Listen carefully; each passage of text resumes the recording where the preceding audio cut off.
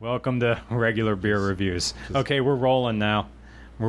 This is all going to go up on YouTube, but we're probably not going to have anything. And we're playing Kerbal Space Program, and we're also reviewing beers at the same time. So let's see how this goes. With me is. Do you want me to say your Tom Mix? What's that? Tom Mix. Tom That's Mix. My name. Tom Mix. Yeah. A doctor of chemistry. Chemical engineering. Yes. Can everybody hear Tom okay? The screen is black. You suck. Oh! How about that? Monitor capture on. There we go. Okay.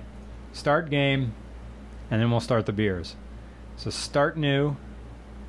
Name Mr. R. Yes. Oh yeah, I'm Mr. R, Mr. Regular from Regular Car Reviews. And Tom Mix, Dr. Tom Mix, will be giving us scientific information about the beers we're going to be drinking. Solar Nativity, we're also doing this on Periscope, so that is a program that you can use a phone as a webcam, so we're doing that as well. So the phone is busy. The phone is busy right now. I'm going to probably have to charge this. Periscope uses a lot of batteries right now. I apologize. Periscope is not running right now. I think like 8 people watched it. We'll use it on and off again. I don't know how much that's going to interfere with the bandwidth for streaming Twitch. So actually, Tom, you have a better view of the chat stream than I do. I'll have to move my mic over here a little bit. So what beer do you want to start with? And then we'll start playing the game. Okay, we're going to start with a beer that's near and dear to my heart. Well, the brewery is. I've never actually had this beer. It's from Ithaca Beer Company, and the beer is called Daydreamer. It is a Kolsch. And a Kolsch is the beer that when your dad goes in somewhere and looks for Bud Light, they don't have Bud Light, you get him a Kolsch or something close to that. Okay, I'm looking at the beer. It's very clear. You know what? We'll fire up Periscope again, and so we can get a look at some of these things. This may harpen with my bandwidth. I'm just going to call it beer. And maybe we won't do this so much with the beer because it may eat up a lot of bandwidth. But their Periscope is open, and real fart. And I can see, yeah, it is a Pilsner. I can see all 3 of my fingers. Well, it's not technically a Pilsner. Oh, okay. Pilsner is a lager, and a Kolsch is technically an ale. It's fermented on the cool side of an ale, but it's going to be a lot like a lager or a very subtle Pilsner. Okay, we're going to give it a taste of this. All right, let's give it a shot. You're right. It's immediately ale-y, immediately bites on you. And although, now correct me if I start using wrong beer terms. It's gonna there's not much finish on it in the same way that a Pilsner just finishes clean. Right. Because it's fermented a little cooler, it is going to have a little bit of a cleaner finish, but it's going to have, because of the ale temperature, it's going to have a little more fruity esters. So there's going to be a more lighter, fruity flavor.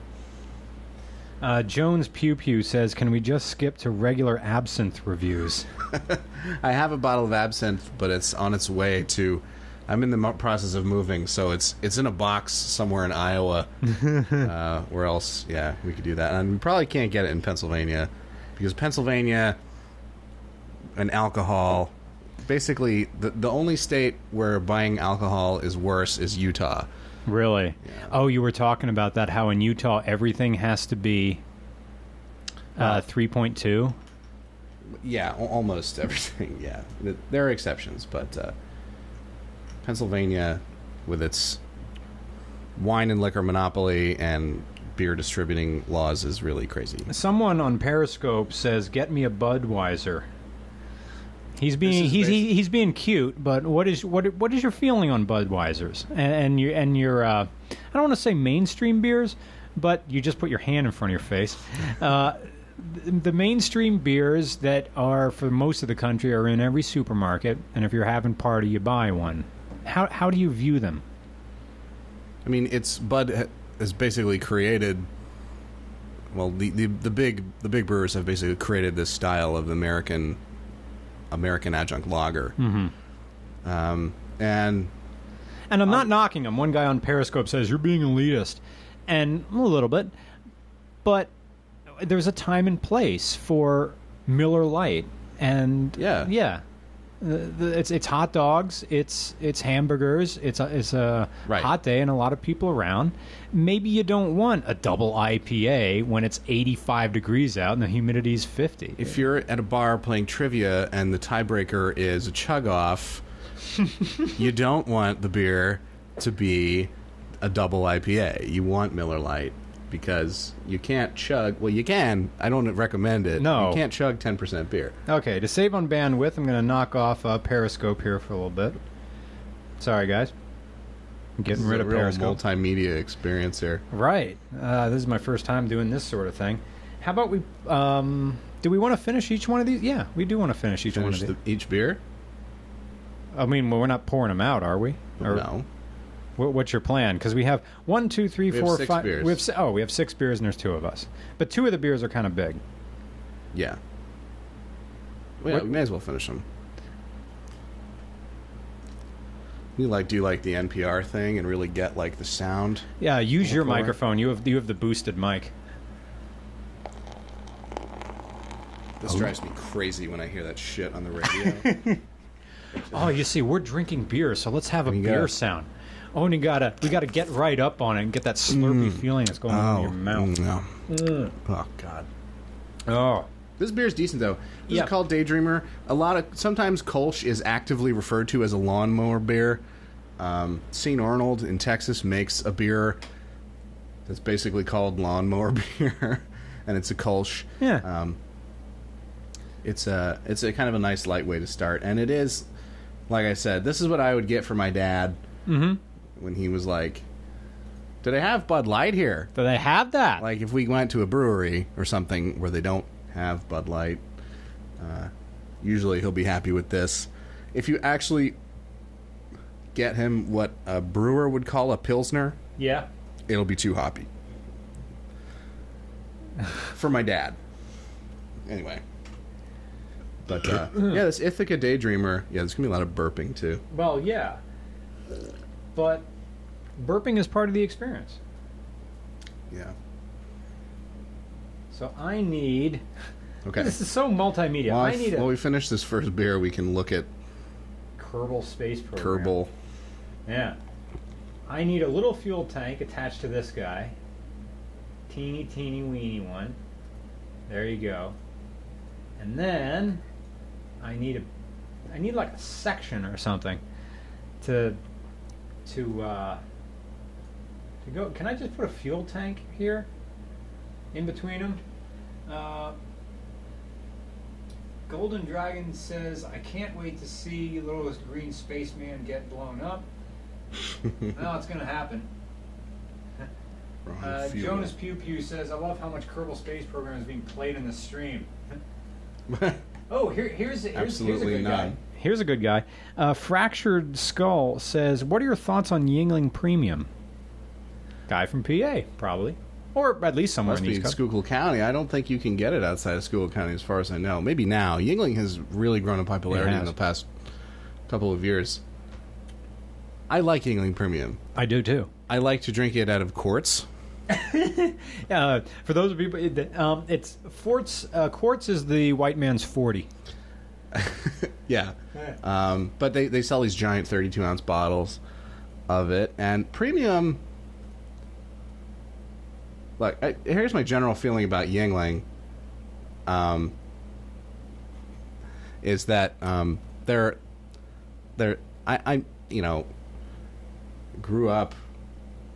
not grew up drinking it, but I've been to the brewery a lot of times living in Pennsylvania, and I think that they're okay generally. It's not like a great brewery, and the beers are not awesome.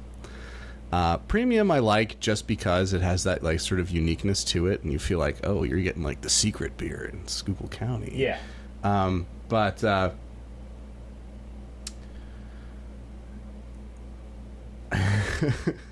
you're gonna. I think you're gonna blow up that thing. Well, I'm just putting extra thrusters on the top. Thrusters. Thrusters. But anyway, Yuengling Premium is not a bad beer. You know, my thing about Yuengling is that it doesn't go very well with food at all, especially premium. Dude, I like Yuengling and ramen noodles, man. There's a couple of things. Ramen noodles, Yuengling and halupkis. Yeah, halushkis. Right. Chinese takeout from the one near the mini golf course. But I don't know. It has a kind of a weird, like, when you eat it with other normal foods, it has like a weird kind of metallic finish on it. So if you're going to drink Yuengling Premium, I suggest you only drink it and don't eat anything with it. Like, don't have it with dinner. Okay. Just drink a quart or two. We have a question here. Have you ever tried the Pride of Texas beer, Shinerbach? Shinerbach is a lot like Yuengling Lager, actually. It's the Yuengling of Texas. Or Yuengling Lager is the Shiner of Pennsylvania. It's okay. You can get it for $1 on 6th Street in Austin almost any day of the week. You've been to Texas because you've been around like I've been to Austin, which is not really Texas. It's kind of a liberal island in the middle of Texas. It's a little bit of Ithaca, New York, in Texas. Yeah, I mean, Austin's, I would say, even more liberal than Ithaca. I've had a lot of emails for regular car reviews to go to Austin, Texas, and I do want to. You'd like it. They have a lot of bats. You mean the animals? Yeah, there's a lot of bridges over the river. Oh. And they live under the bridges. And so, like, certain times of night, you'll just hear, like, a big exodus of bats. Tommy H4 says, asterisk. Yeah, I told you. I said, it's not really Texas. It's like, yeah. Anyway. Tommy H4 says he's a real Texan. I feel the same way about Shinerbach as I do about Yuengling, which is, like, it's okay. It's not the world's greatest beer. One thing I need here, I need some solid rocket boosters on this. So I need... what do I need? I need something that connects them. Oh crap, I forgot to put a decoupler in between my gigantic fuel tank and my other one. So... Alright, well, you're contemplating the suicide mission. I'll open the next beer. Okay, what's our next beer? Most of these beers are Pennsylvania. That first one was from Ithaca, but the rest of them, I believe, are all from Pennsylvania. This one is from Susquehanna Brewing, and it's called Hopcelerator. It's got a car on it. That's why I picked it. Oh, thank you. No, that's not true. Oh. This one's got a train. That'll be fun later. And it's a West Coast style IPA, quote unquote.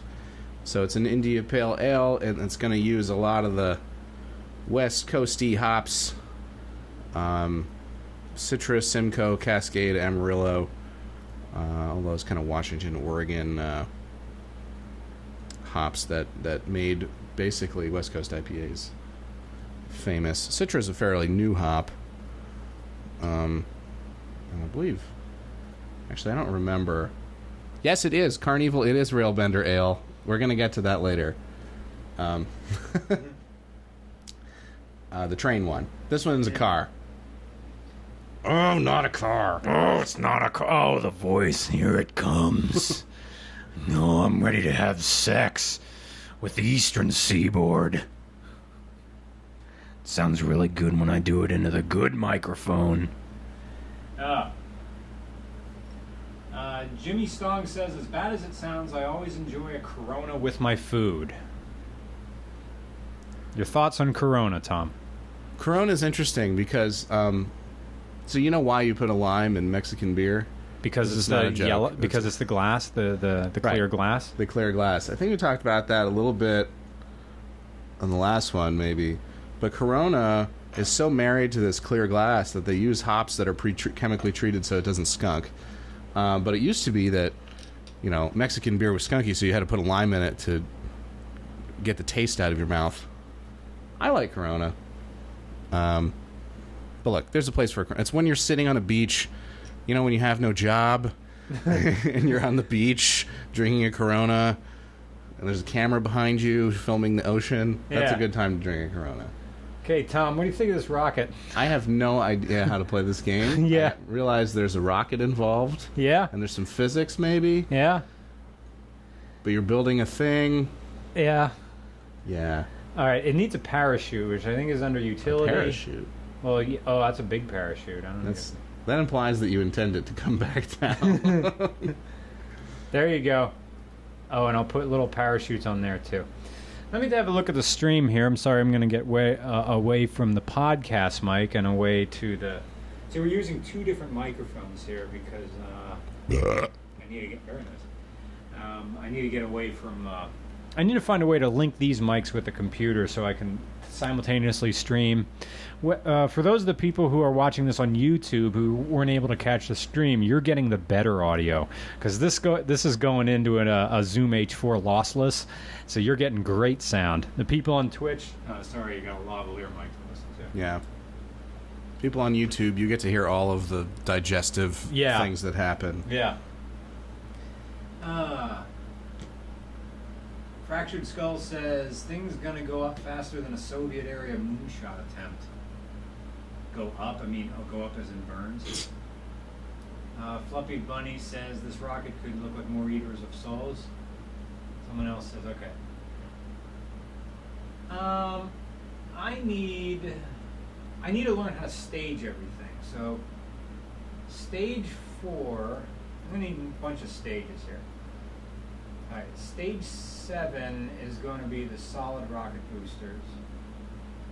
Then after that is going to be the decoupler of the solid rocket boosters. That goes into stage 6.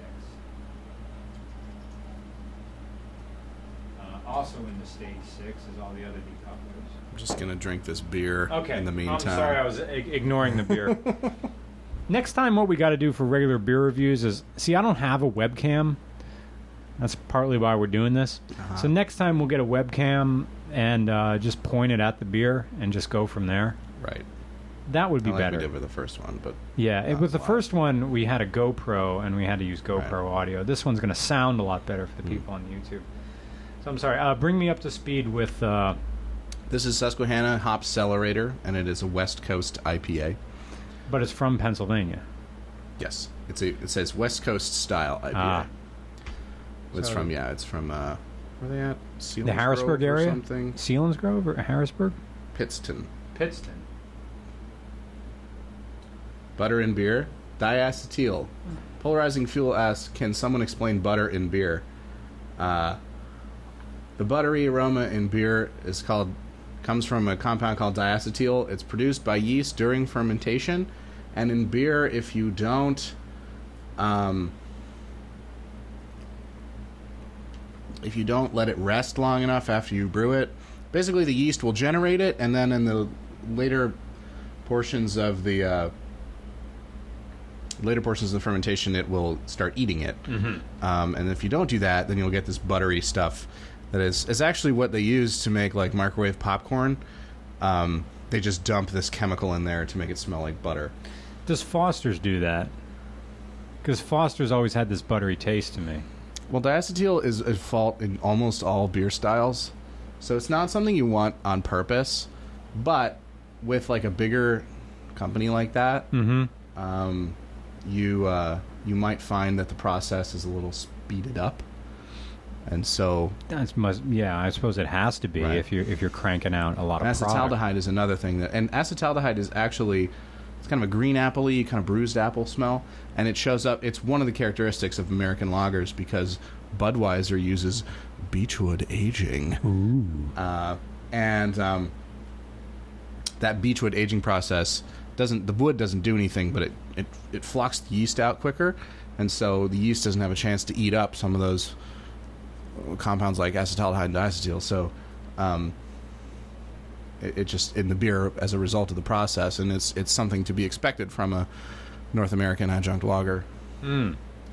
Anyway, okay, so let's talk about this beer, I guess, while you're building a rocket ship. I have to make sure that the last stage is my parachute. and I got to move everything down one more stage. So you can go ahead and talk about this beer. All right. So this is they call it a West Coast style IPA, and generally when you hear that or you see that, a West Coast IPA is going to imply lots and lots and lots of hops, just an abundance of hoppy aromas, and generally with the C hops, Cascade, Centennial, Chinook. This one also has Simcoe and Amarillo and Citra. Citra is an interesting new hop variety. It's got a very tropical type aroma that mixes well with the pininess of Simcoe and Cascade.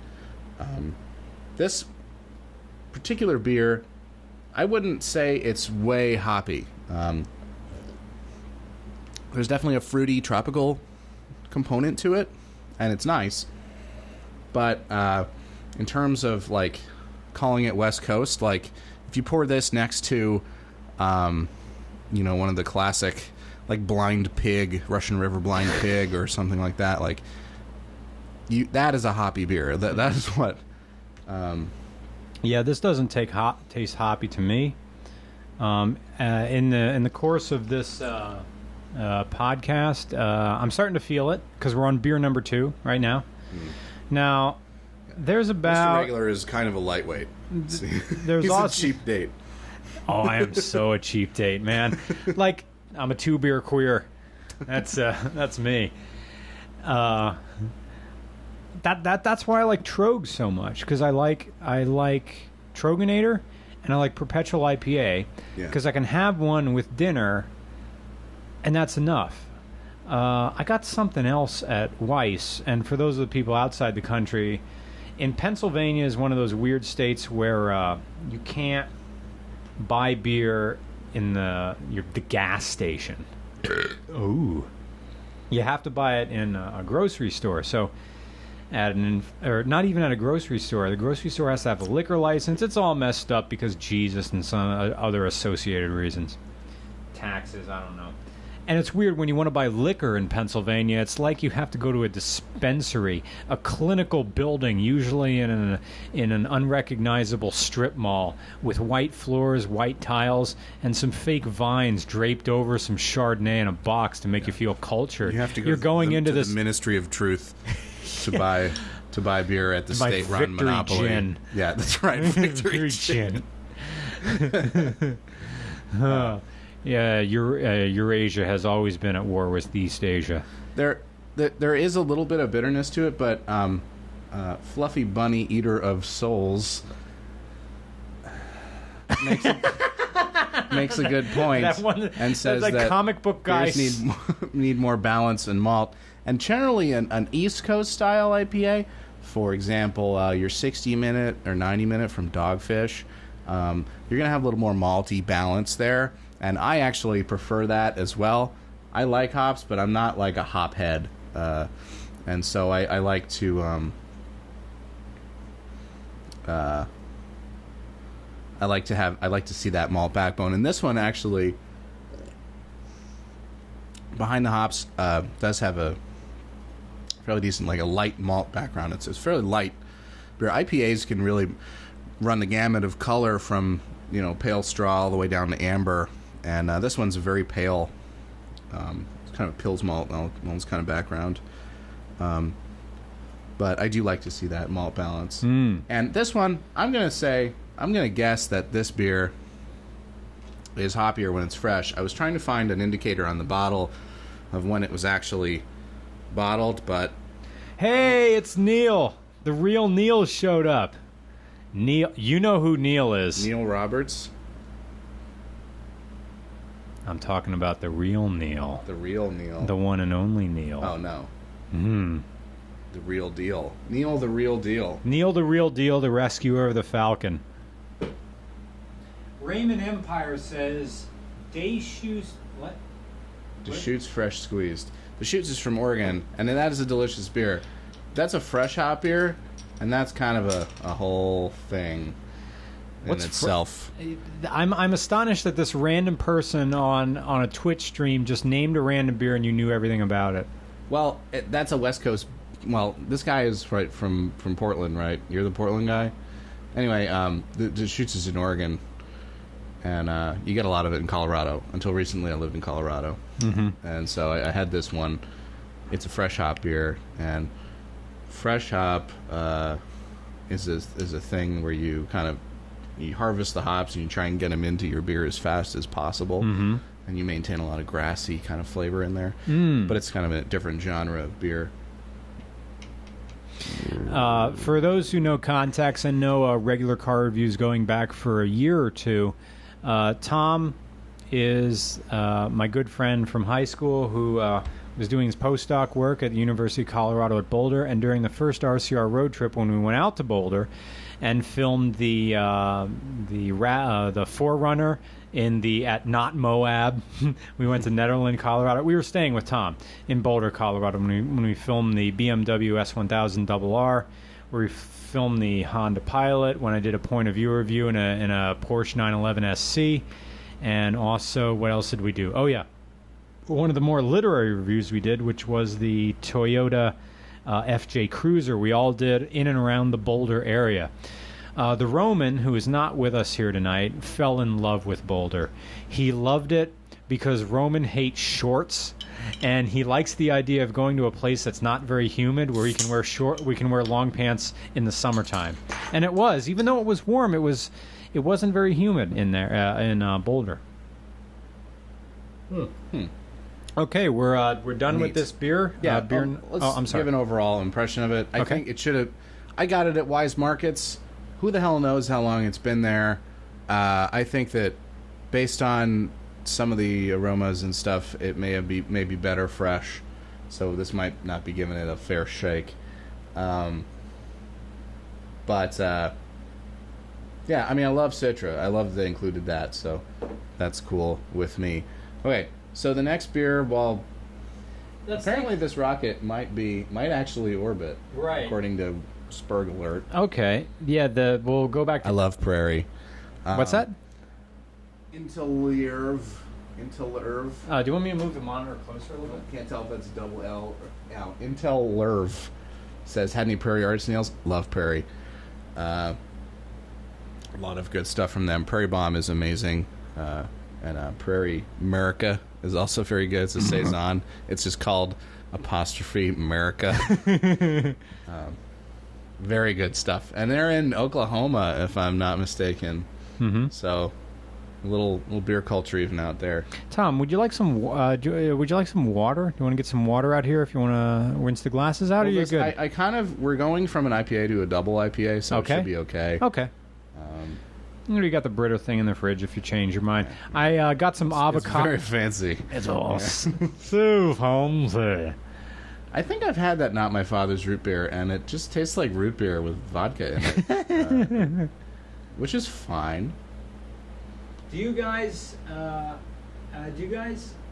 a rise in black IPAs around Pennsylvania? It seems like they were a hot thing in the Midwest and Great Lakes in the last couple of years. Now, black IPAs is something I've never heard of. A black IPA is like it's a really stupid name, actually, because you're saying it's a black India Pale Ale. Right? That has some context to it, right? Because the British occupation of India... No, that's not the racist part. Okay, that's not the racist part. No, you're saying you're saying it's a black pale ale, and that's stupid because it's either pale or black. It's not both. They basically use the hops of an IPA with the dark, like really roasty dark malt. Some people like to solve this problem by calling it a Cascadian dark ale, or a India Black Ale, which was also acceptable, I guess. But is this thing gonna fly? What do you want to do? Do you want to see? Do you want to take this? You want to take this rocket off, or talk about our beer number 3 that we're doing? Let's talk about the third beer because we have 6 beers, and we've already been here for like an hour. This beer is called. Do you have to be home at any particular time? No. Oh, awesome. No. Okay. This beer is called... We'll probably take a break in the middle of this for, like, peeing if we have to. I mean, I know I'm going to have to. We'll maybe mix up some guacamole and some Tostitos. that I bought. It's Just to put some food on this heavy Casa beer. Regular is equipped with all these essentials. So this third beer is from Springhouse Brewing in Conestoga, Pennsylvania, which I guess is near Lancaster. I think we're good on... you go ahead. I'm going to fire up Periscope again. Okay. This beer is called Simcoe Must Be Destroyed. And if you want to look up that cool label, it kind of has this like hop Godzilla thing destroying a city. Simcoe is one of those hops that I mentioned as one of the West Coasty hops. Okay. And so this is a double IPA. It is 10.5%. Really, Tom? Okay. All right, Periscope is fired up. Regular Car Review is my Twitter handle on Periscope. We have this video here called Simcoe Mustard Must Be Destroyed. I have a picture of a hop monster breathing fire on a silly, a la Rampage, one of the NES. It looks a lot like Rampage. Rampage, the video game. This is a big bottle here. This is bigger than my pint glass, my tall pint glass. And from appearances, it looks a lot like the Pilsners we've been drinking. You did a good job at going from light to dark, I assume. Yeah, I kind of put a little thought into this. Yeah. This is really good looking. Right here. It's, again, on the paler side. Double IPAs especially can range very... because they have a lot more malt in them. So they can range in color, but this one is very very smack dab in the middle of a yellow. Okay. Oh, this is much more. Oh, this is delicious. This has a very bitter on the beginning taste of it, and this has a big. I like this a lot. This is a beer, and I know this is going to get fun because I'm going to get... for those of you who aren't watching Periscope, I have 1 inch, 2 inches of... Poured like an asshole. I have 2 inches of beer, and then 1, 2, 3, 4, 5 inches of head. But head is a good thing, isn't it?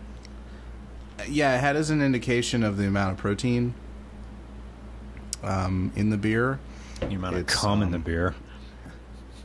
Actually, I'm sorry. That was gross. If you came in the beer, it would probably lose all the head. It's probably a surfactant. If you came in the beer, it might lose all the head. You know how if you rub your nose and put your nose grease in.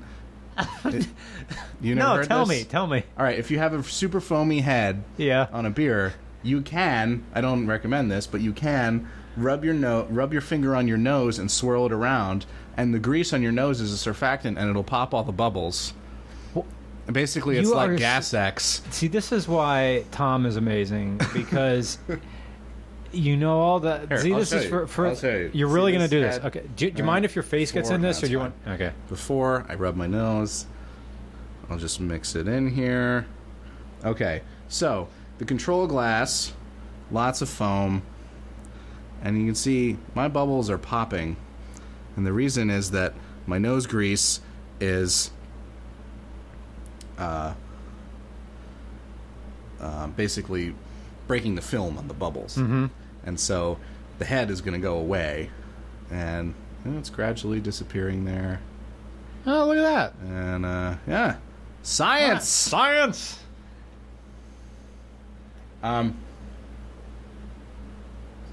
What? Oh, I'm messing with Periscope a second. All right. So anyway, yes, nose grease makes the head go away. But the head also holds a lot of the aroma because it is kind of this hydrophobic phase between the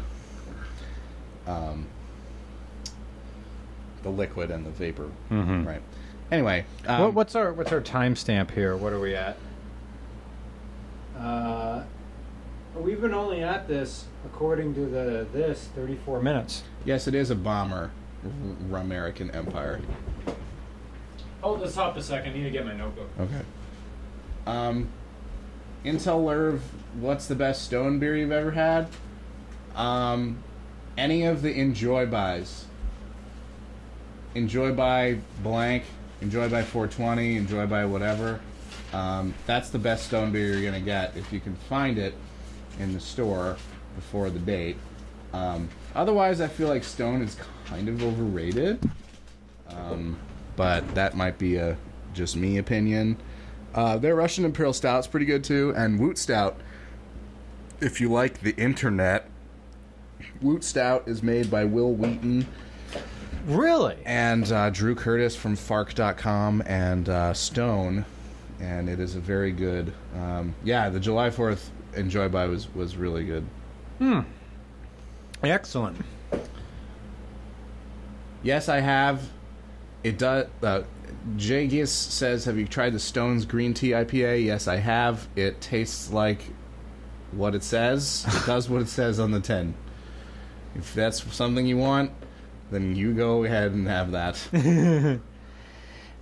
Okay, so I'm already feeling this. I need to know. I know I need to slow down because I can feel it in my arms. Because we drank we're gonna slow down a little bit. The porter is next. That's probably only 4%. That's good. You know that part when you really start, because we got to finish this one.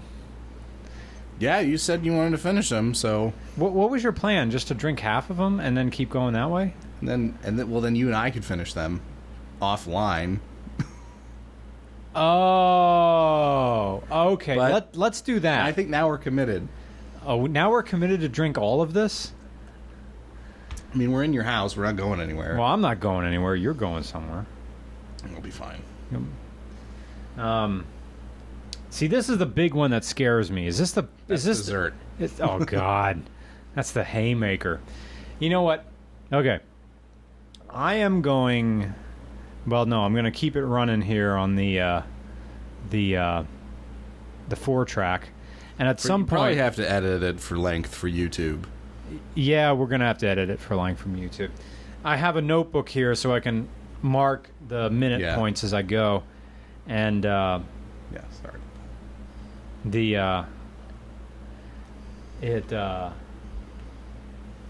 know what? Right about now, we've been at this, the 37-minute mark. I mean, we're going to keep the stream going so people in the stream can still watch. Tell you what, I'm going to go get some water. And then I am going to make some guacamole, because if I eat food and some starchy stuff... Okay. Will that help, Tom? Yes. Okay. Probably. All right. All right. I'll just talk to these guys about Southern Tier, because I spent a lot of time in upstate New York. Okay, we're rolling on here on clip 2. That was some good guacamole. Thank you. Oh, the terroir is very good. Dry hop sour. Yeah. Jester King is amazing. Speaking of something else good to come out of Texas, Shiner Bock. Like, Jester King stomps all over Shiner Bock. For farmhouse brews and sours, they're just awesome. All right. So the third beer that we're doing, if you're just joining us, Simcoe Must Be Destroyed Double IPA from Springhouse Brewing in Conestoga, Pennsylvania. Mr. Regular is going to try and make a rocket go. Yeah, okay. We got a big beer here. A very large beer. Yeah. For a very large fuel tank.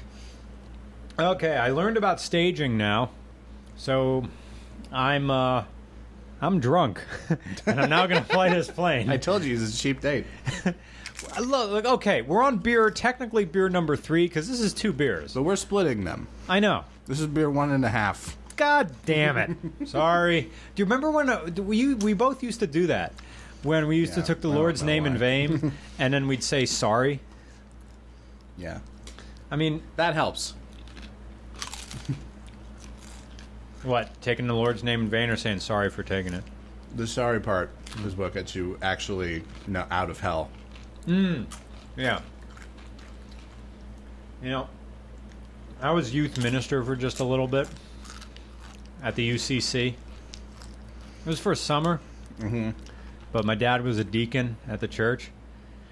You know the thing, when you get into comedy and more I learn about comedy, a lot of people from really religious families become comics. And there's that. With my mom converted from Protestantism to evangelical Christian. So there's that. And when she did, she had a big conversation with me about weed. That was after they draped her in a bath towel and dunked her into that jacuzzi. Wow. Like they do. About weed. About weed. And I'm like, I'm 20. Gosh, what was I? I was like, this was after. See, I had the XL1, so the Canon XL1 video camera, so that was after college. So that would have been 2005. So I was 24. I have to apologize. If I were listening to this podcast right now, or this Twitch, and we were just eating, I would be going insane. Because we're eating right in front of the mics. I'm sorry. I hate the sound of people eating. Yeah, it's disgusting, and Tim and Eric do it all the time. Yeah, that's why. Even though Tim and Eric are from Pennsylvania. I didn't know that. Yeah, they both, Tim and Eric are both from the Lehigh Valley. Huh. And they went to school at Temple. I think. I got to put that journalistic I think in there at the end. But when you look at Tom Goes to the Mayor, like, holy crap, that's the Lehigh Valley. Yeah. Like Jefferton. And there were, my brother was telling me, like, looking at the show, like, Tim and Eric said, it didn't really look right until we started to put garbage everywhere. Like, we would have an office and we'd put an overturned bowl of spaghetti in the corner. Like, perfect.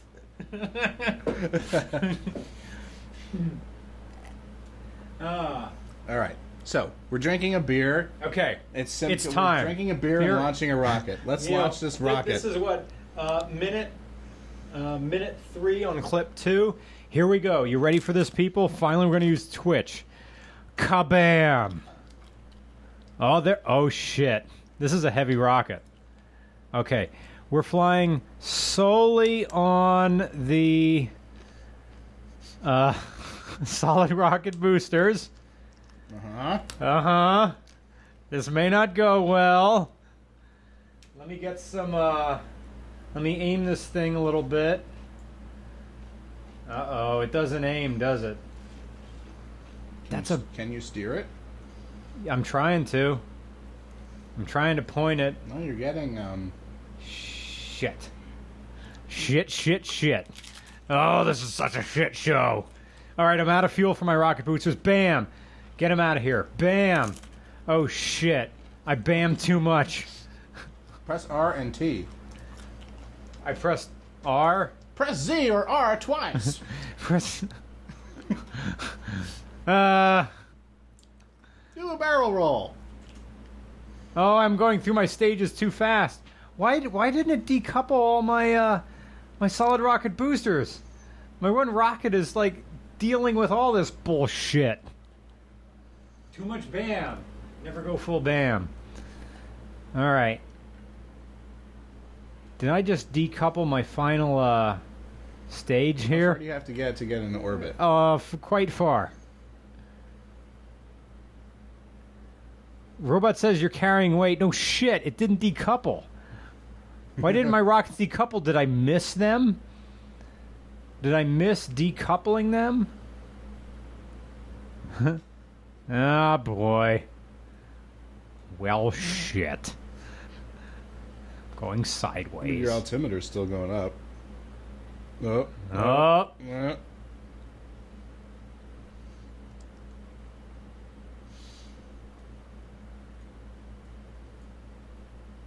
Come on, you motherfucker.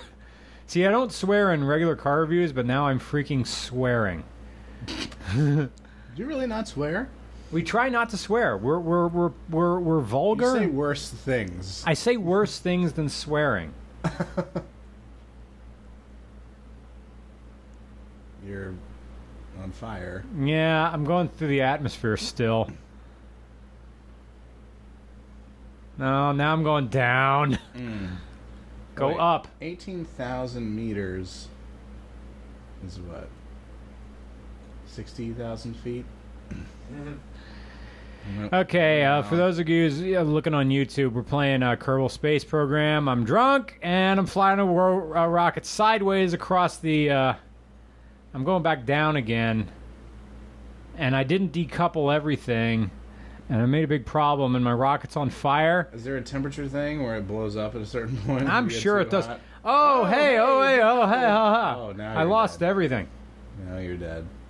All right, I think I got some fuel here. Oh, no, there went my fuel. Oh, I lost everything. Like, every single bit of rockets didn't work. I didn't get the space.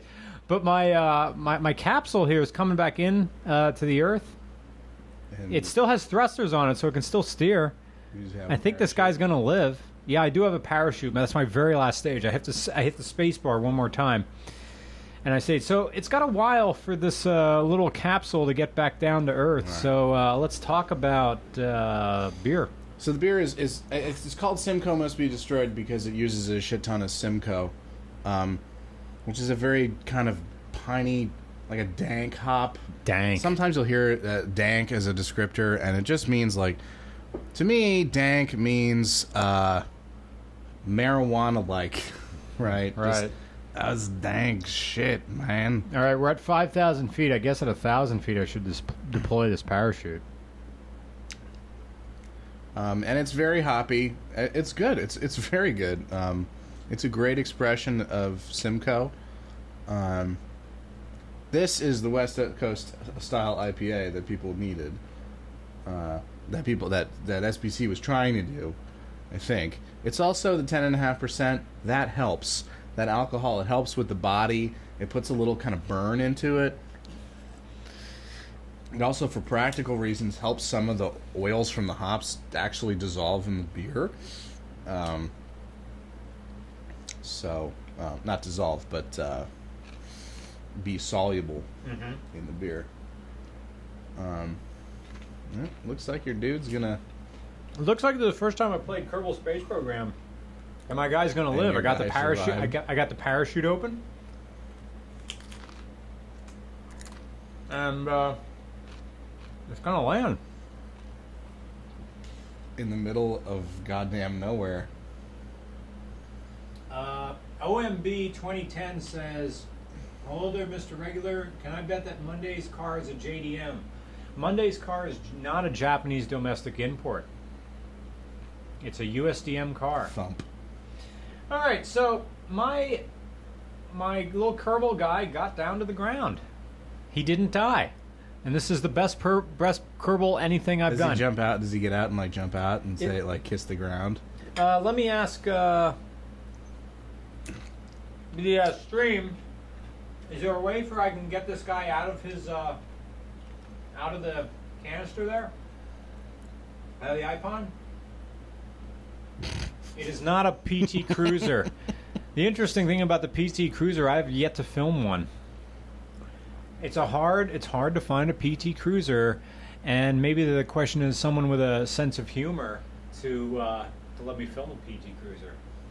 Slow Commander, that's pretty awesome that you work with hop growers. Hops are very cool. Click his picture and press EVA. Oh, okay. Oh, EVA. Oh, there he is. He's still alive. Oh, can I... F, climb out.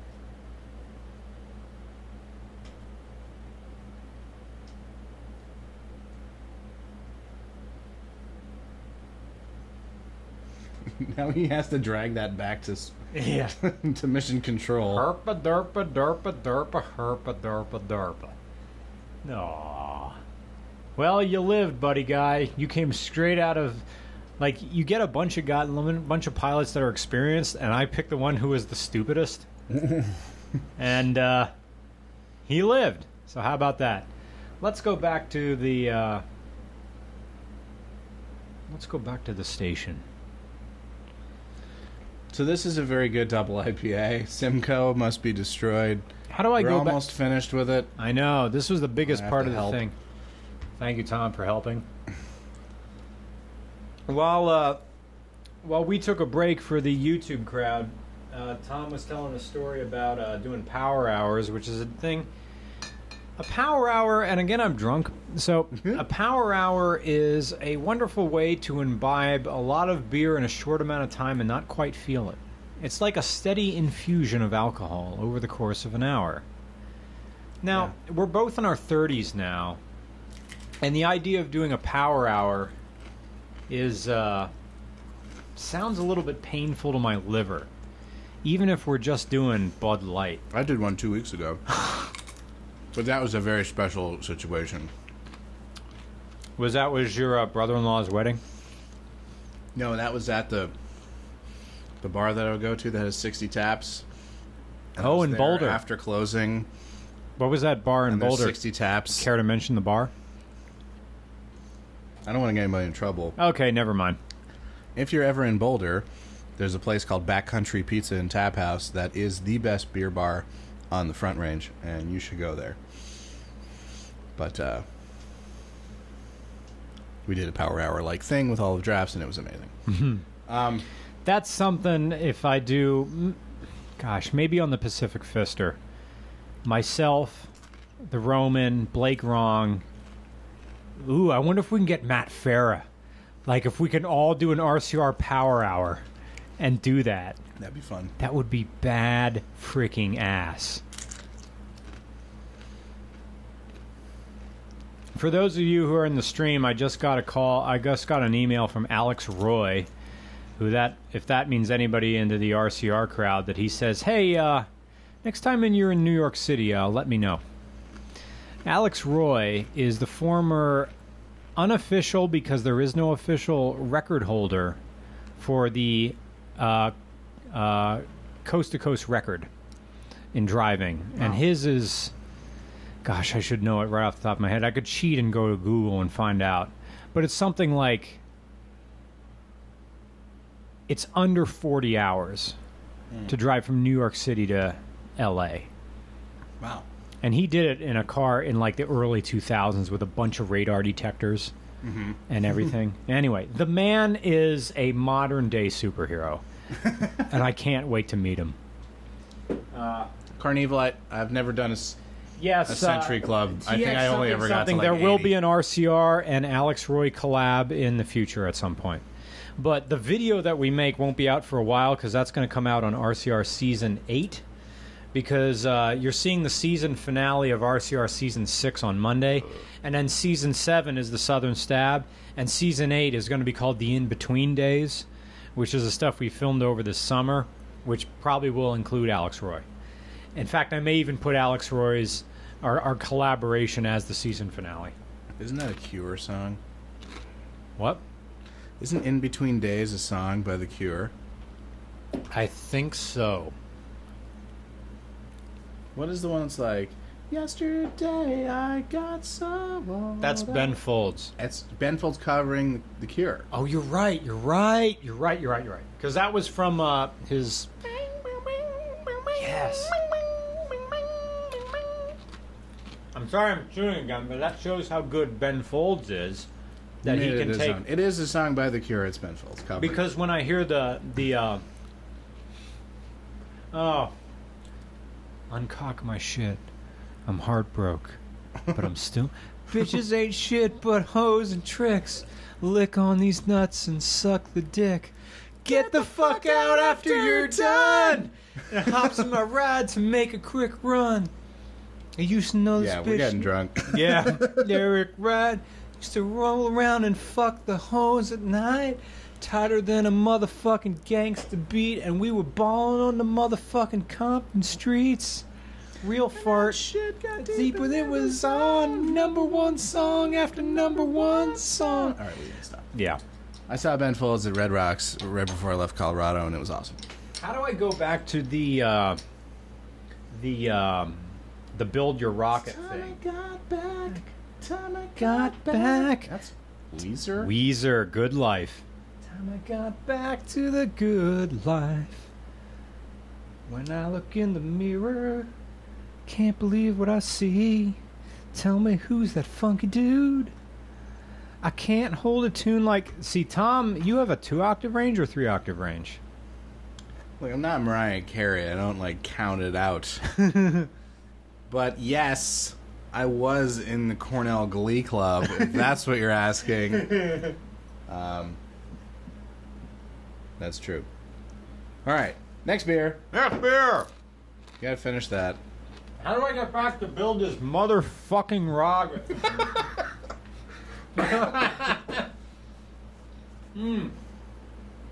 Carmen Bruman says Ben Folds or Steely Dan. That's a good kidding me? combination. Ben Folds. Ben Folds greater than Steely Dan. Steely Dan is a group of studio musicians. That is true, isn't that? I mean, reeling in the years. You know what? Okay, Hey Nine. Steely Dan is the one guy and studio musicians. Right. Hey 19 is my favorite song that they do. Because it's them just telling. It's a modern day. Like, you could play Hey 19 today, and it would be a modern day smack on the face of the millennials. Now, I know that's us, like, beating up on the new generation. The millennials. What are we? Are we the next generation, or We're old millennials. We're older millennials. Really? Yeah. I was born 1981. You were born 1983. 1983. So we are on the very tail end of them. I thought we were at the very beginning of, or at the tail end of Generation X, or Generation X. Is there something in between Generation X and Millennials, or nothing? Generation Y. So are we Generation Y? I feel like they overlap, and we're probably in the overlap. I'm not a sociologist. My ego needs me to be in Generation Y. Not a millennial. Millennials are needy. That's why you don't want to be. That's needy true. That's person. right. Yeah, Right. I don't want to be needy, but at the very same time, my very sustenance comes from the internet. How about that? I did not realize that Barrytown was a Steely Dan song. Barrett Town? Barrytown. Barrytown. I can tell by what you carry that you come from Barrytown. Really? That's Steely Dan? I did not realize that was Because Ben Folds covered that. Yeah. Well I'm sorry, I pointed out. Freaky Soup 62. Yeah, I think before us is Generation X solidly, but I don't think we're Generation X. How do I go back We're to...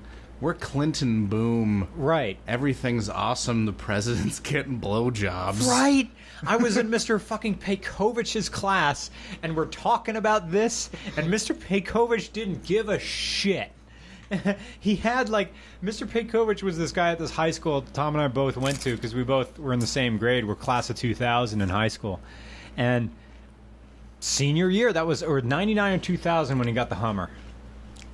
Payco got a Hummer? No, I don't know. Mr. Pejko, President Clinton. Oh, not the car. Sorry. The blowjob. Yeah. No, that'd be like 97, 98. Anyway, what a time to be alive. Like, our high school years Finish this beer. was 96 to 2000. Finishing the beer. What a podcast. I mean, see, doing podcasts like this is incredible because I'm getting shit-faced, and it's amazing to do it, but I wonder how entertaining this is to listen to. I mean, it helps that we have this... That's your. That's the most bullshit. I'm firing up Periscope for that. You got to see this pour that Tom did. Glass. That's my glass. That's the entire goddamn shit stream glass. You gotta just nose grease it. Head. I'm starting Periscope on this. Look at that. Look at that. If you're in the stream right now, pull on Periscope and see this pour that Tom did.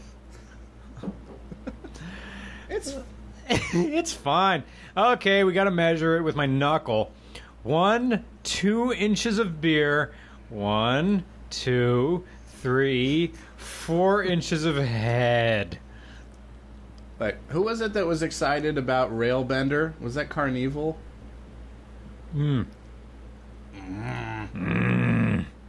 Let's see, my head is turning into beer, so this makes me So better. we're doing Railbender. Yeah. Okay. Erie Brewing Railbender. This is the next beer, Erie Brewing. It's got a train on it. It's got oh, not a car. No, not a car. This is fueled by coal and Irish housewives pumping out kids.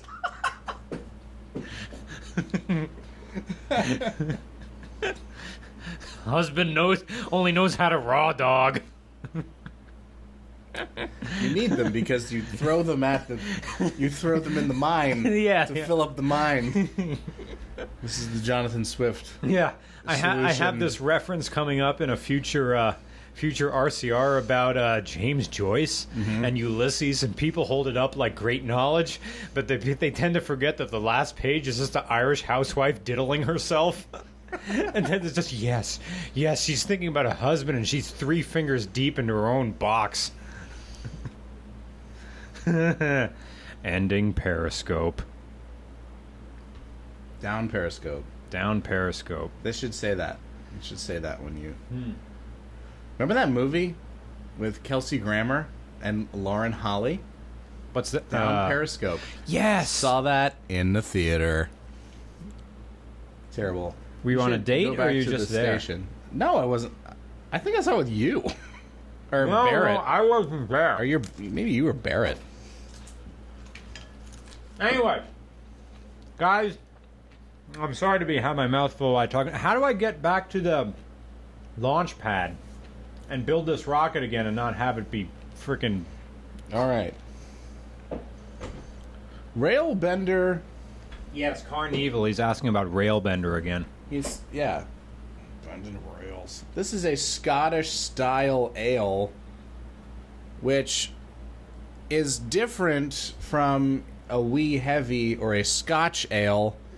Generally, a Scotch ale will be pretty heavy on the alcohol, roughly 8% usually. This is a Scottish style, but it's 6.8%, so it's pretty up there. Let's call it like an 80 shilling Scottish style ale. And Scottish ales get these chilling numbers from the amount that you would pay for the malt for a... Yeah. It's not actually Scottish. It's from frickin' Erie, PA. Erie, Pennsylvania. A Pennsylvania's appendix. Right. Well, we could... We If you want, we could do all have this this in a Scottish Commonwealth, accent if you and then want. we have Erie. We have this little chimney that sticks out in the northwest We have a corner. chimney. Yes. A chimney. I remember oh gosh, not Mrs. Allen. Who was after Mrs. Allen? Mrs. You want me to name your 4th grade teacher? Yeah, Mrs. Hepler. No, Mrs. Am I right or am I I wrong? think Mrs. Hepler taught 4th Mrs. grade. Hepler. I didn't go there Right, for you didn't 4th come grade. to our high school until 5th grade? Or 4th grade? 5th grade. 5th grade. Because I knew Barrett in 4th grade. I think. It's just whiskey. No, Scottish ales are actually really close to English ales. There's just less hops. So English pale ales are generally called bitters. Ordinary bitter, a best bitter, a extra special bitter, those sorts of things. Scottish ales are different because they use basically the minimum amount of hops to be considered a beer. Because in Scotland, they have a lot of moss, but they don't have a lot of hops. And if you know anything about being Scottish, trading with the English is not something you would generally like to do. So there's tons of hops in England, not so much in Scotland. So Scottish ales are basically just like, fuck you, put a bit of hops in there, call it a beer.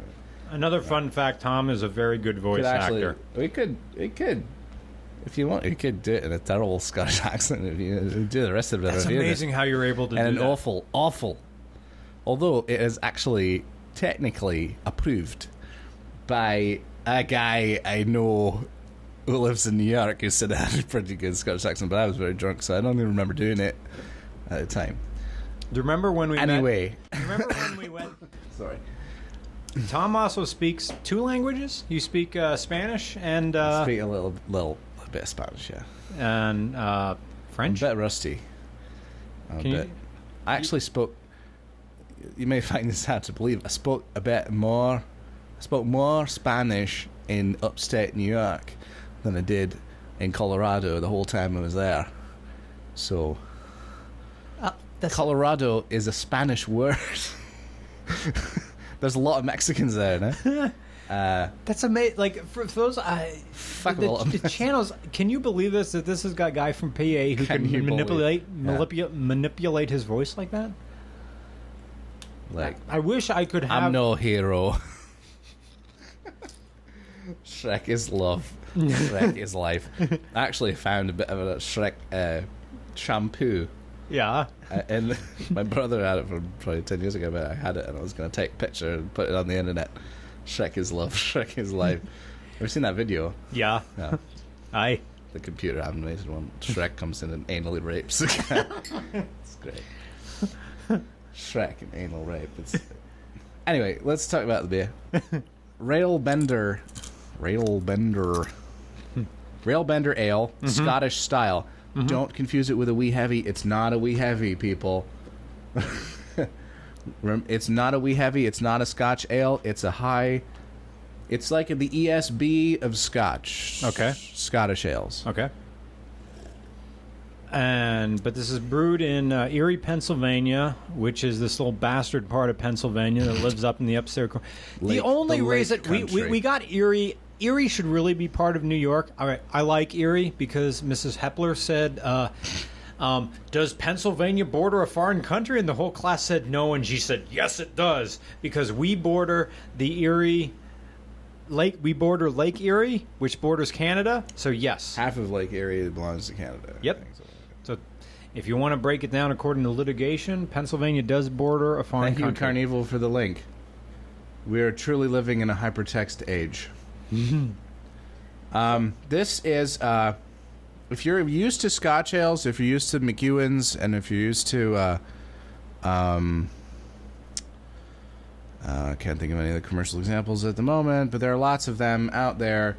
This is not what you're going to get. This is a lighter. It's very light. It's on the the SRM scale. I don't know, like 20. Probably it's. Hang on, I have a little SRM widget here. No, it's like probably like a 13 or a 15 on the SRM if you're a really nerdy brewer. It's very light amber, and it drinks like an English ale. Actually, it goes down very smooth. It's a sessionable kind of. You can fire it back, even though it's 6.8%.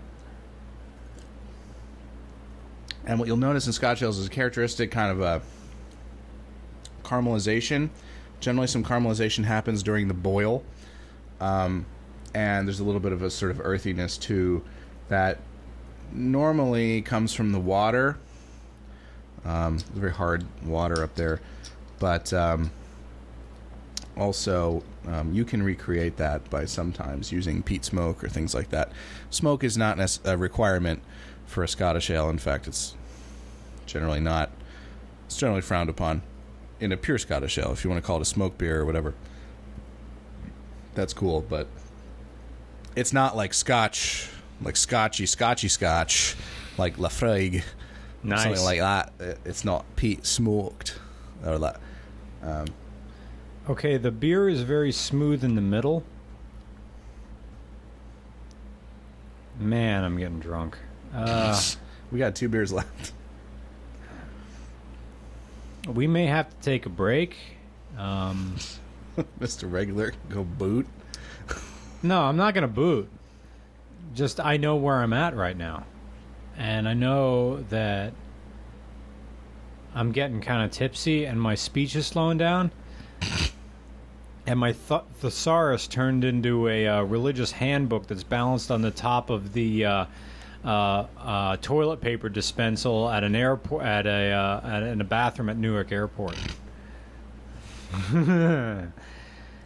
We may need to take a. This was a good idea, but I am seriously getting inebriated. Well, this should go down. I want to be able to go down pretty smooth. I mean, hell yeah, it goes down pretty smooth. That's what I'm worried about. So that's the weird thing about me. As I get drunk, I get very aware that I'm getting drunk. So it's like in a very case of Kerbal Space Program, which I'm attempting to play, as I get, horribly fucked in the brain on this alcohol, is that Central Command is going all up in my brain saying, hey, we're dealing with a lot of foreign substances going around in the bloodstream, and you got to keep it together there, buddy. Mecca Fishy, this is the 4th beer, and we are splitting them.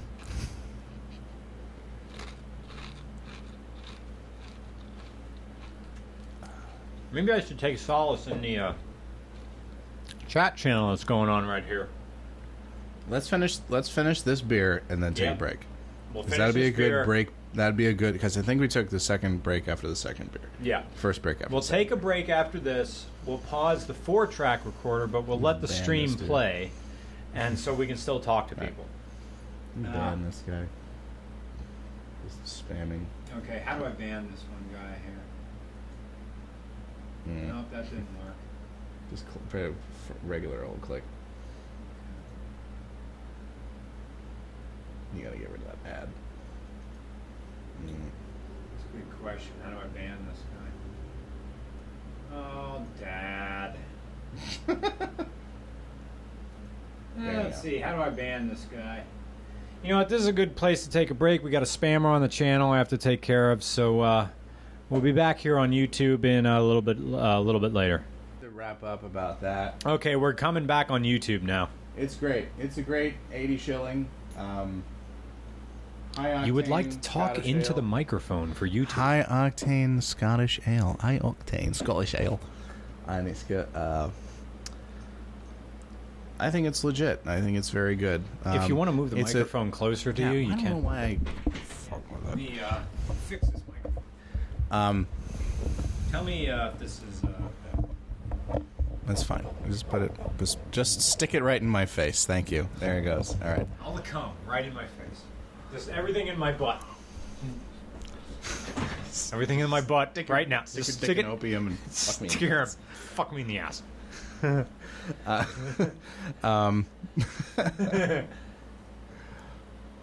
It's a very good beer.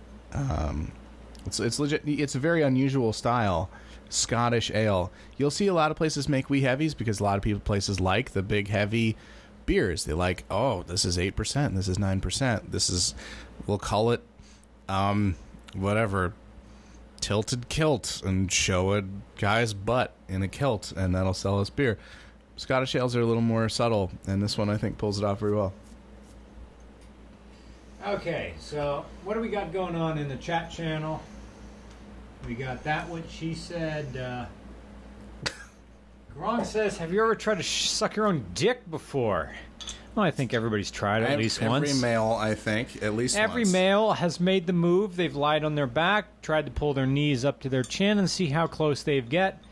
I, for one, know if you take your hand and splay it out a little bit, the distance between your thumb and your pinky, which is about maybe 5 inches, is how close I got to my own dick's head. I didn't measure it. All right. So now we're going with an old standard. Well, for us, it's an old standard. This is Yuengling Porter beer, a beer I know very well, and a beer I love a lot. Yuengling Porter beer is brewed in Pennsylvania, and This is one of the 2 original beers that have been brewed at America's oldest brewery since 1829. 1829. The other one? Chetty.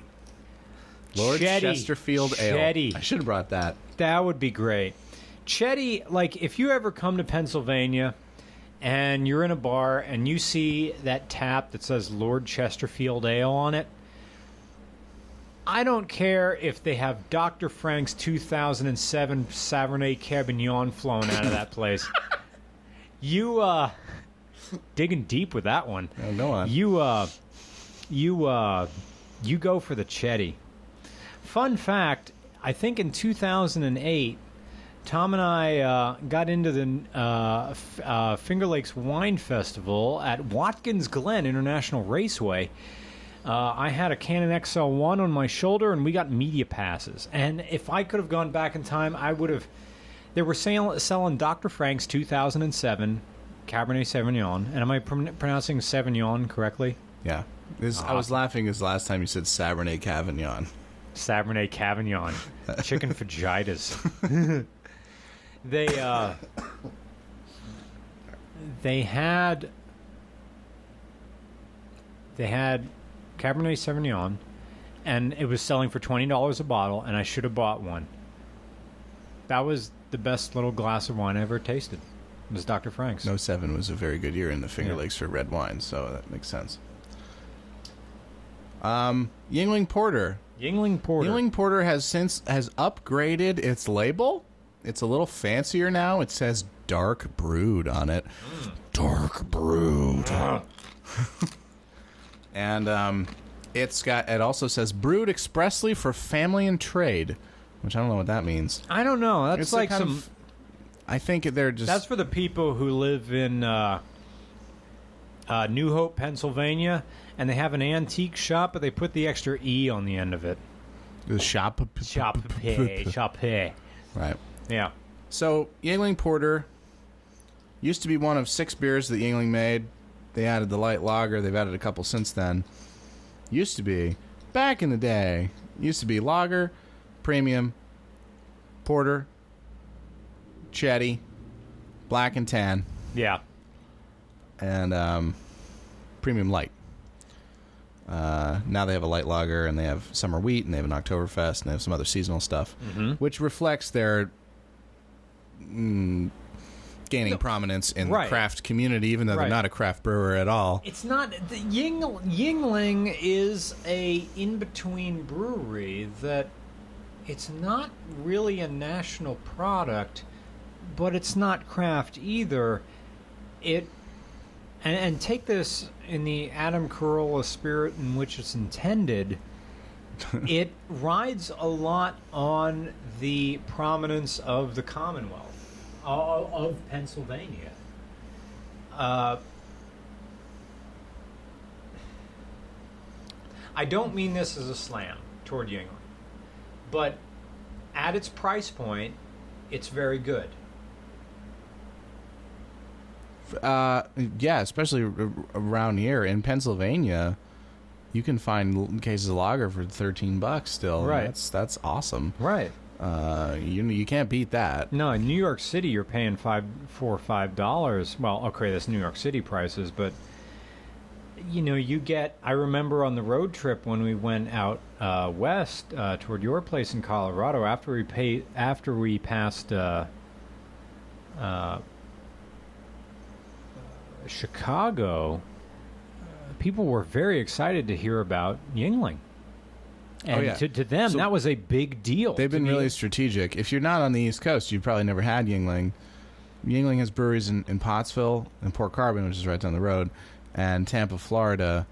And they have very strategically been expanding out from the East Coast. I think they're as far west as Ohio now. But it still maintains that cult feeling. But just to give you an idea that not all culty beers are good, Gerald Ford. When Gerald Ford was the president of the United States, he went to Colorado in Air Force One and packed up cases of Coors Banquet to bring back to the White House.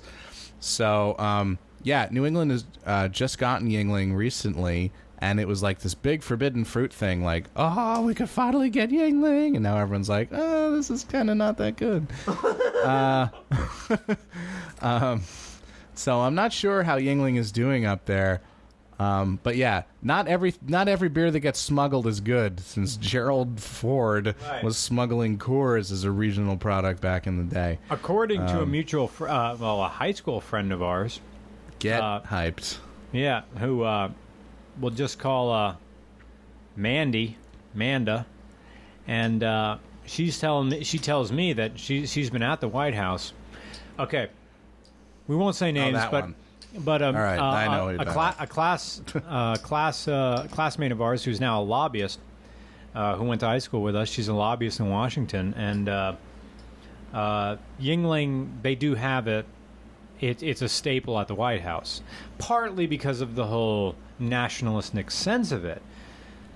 But that nationalistic sense of Yuengling being the oldest beer carries it through a lot of stuff. Now, you can do a lot worse than you can do a lot worse than Yuengling. You can do Steel Reserve. You can do worse than Yuengling, especially especially for the price point. And I think KJ1H says that Yuengling's doing pretty well there. 1994 Jeep said that. It is not as good. It's the same kind of market as like Boston Lager, but it's not as good, but it's also a lot cheaper. So it's like if you want a cheaper, not as good Boston Lager, you can get Yuengling and you'll be fine. Right.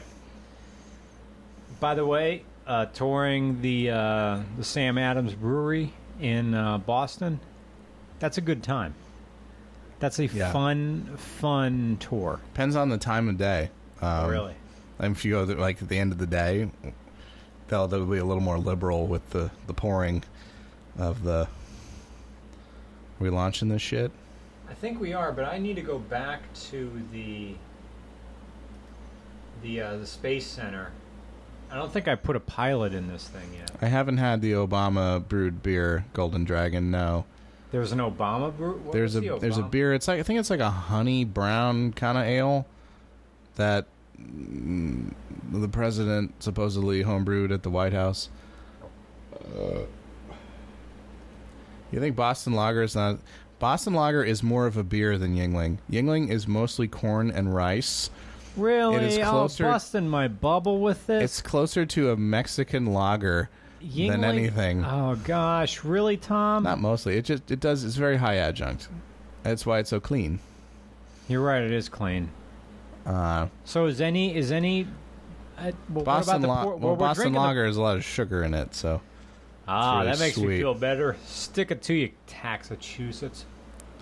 Boston Lager is many Sam Adams beers use a process called krausening, where they back sweeten their beer. Back sweetening.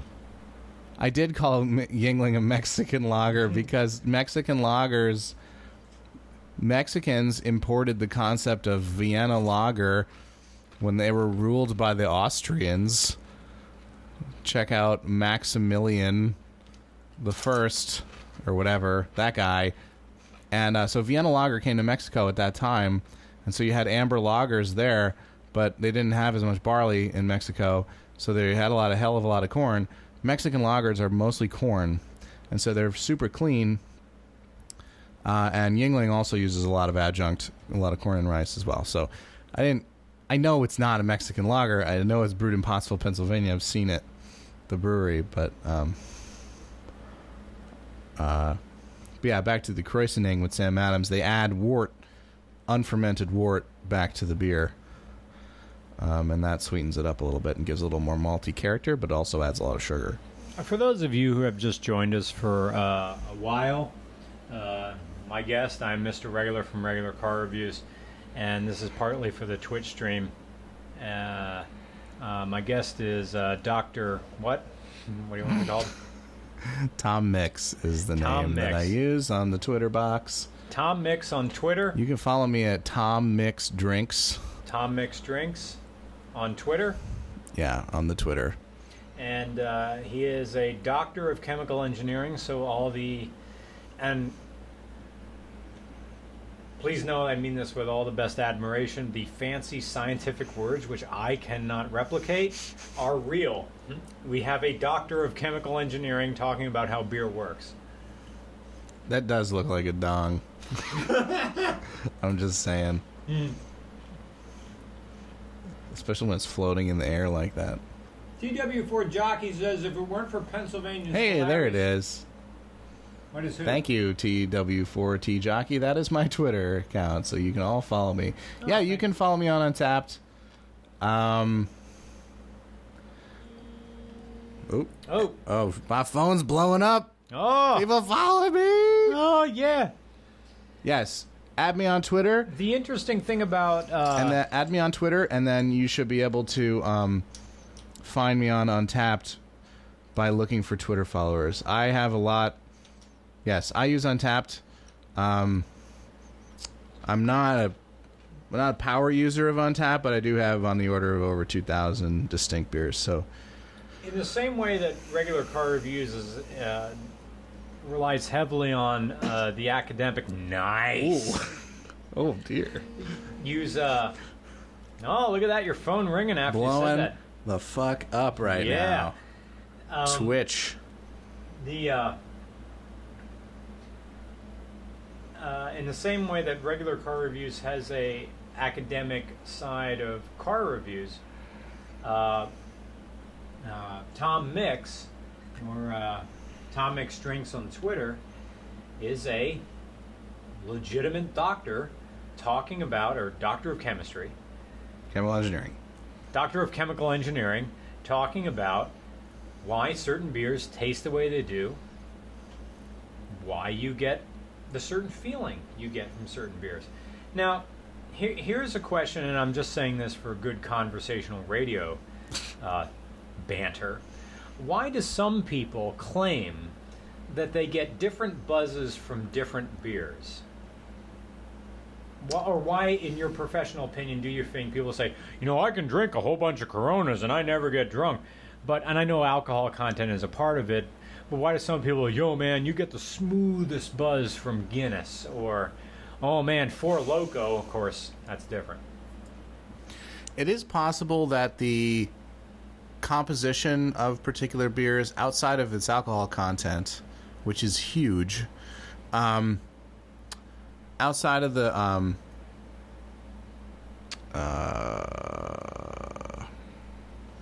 just the sheer amount of alcohol that you're consuming, it's possible that like the amount of carbs, complex carbohydrates, or things like that could possibly manipulate your gut microbiome in such a way that you absorb alcohol differently. But I don't trust anything that people say about drinking because they're drinking while they're saying it. Nice. Right? A wine hangover is the worst hangover. Oh my God. Right? You're so right about that. Some people say that. But you have to keep in mind that when you drink beer or wine or whiskey, you're drinking different amounts of water. Right?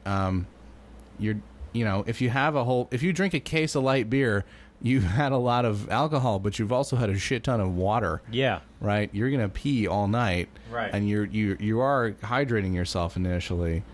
No, I think that I don't really trust anything.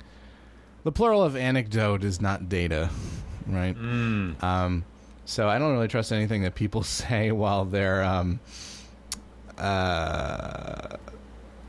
about drinking because they're drinking. While they're making those statements. My mom, for example, thinks that when she mixes different beers, she's going to have a hangover.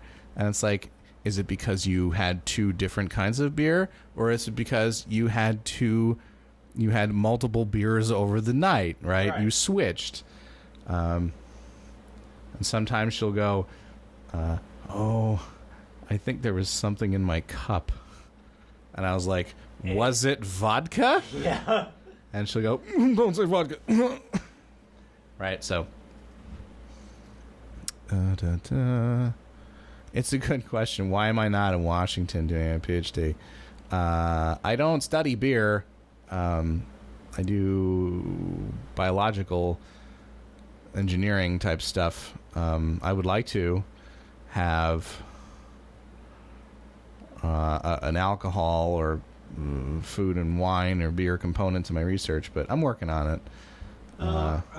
We're gonna probably American Empire says it found that sugary mixes equal hangover, and that's one thing that I know a bit about. That sugar absorbs water, right? Or am I wrong? It's hygroscopic. Nice. There you go. Tom, can you take over a little bit? I need to pee. Okay.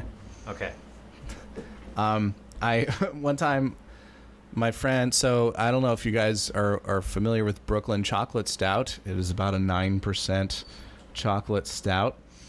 And it's a strong beer, okay? It's a very good beer, but it's a strong one.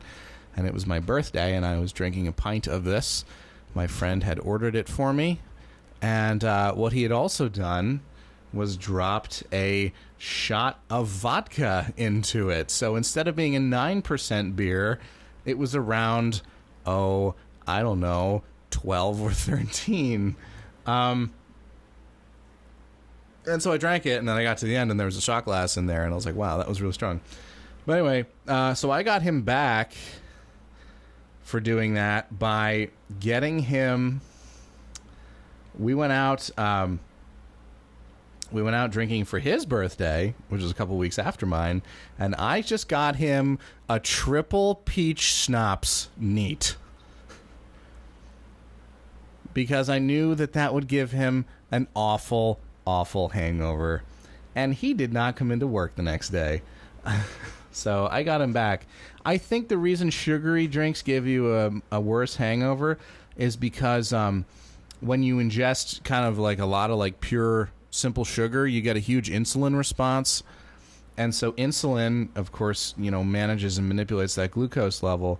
So you kind of have like a feedback thing where you eat the sugar, you get a whole ton of insulin, and then it takes care of all that glucose. So it actually ends up depleting your glucose level. And so when you wake up, you've got no glucose, no brain fuel, basically. And so that probably hurts. That's probably one reason why it hurts quite a bit. You could just put this photo this as is what the I'm thinking. backdrop. Yeah. That's one reason I think sugary drinks give you a worse hangover, but all the beer I don't know. Yeah, like I said, I don't trust things that drunk people will say that are drinking, so... For those of you who are just listening, I Beast just took a mode, picture Skittlebrow. of all the beers, and that's going to be the background for the YouTube thing. The YouTube... Are there actually Beast Mode Skittles? Like, are they like blue and silver and highlighter green or whatever that freaking Seattle Seahawks colors are? Highlighter is one of the colors.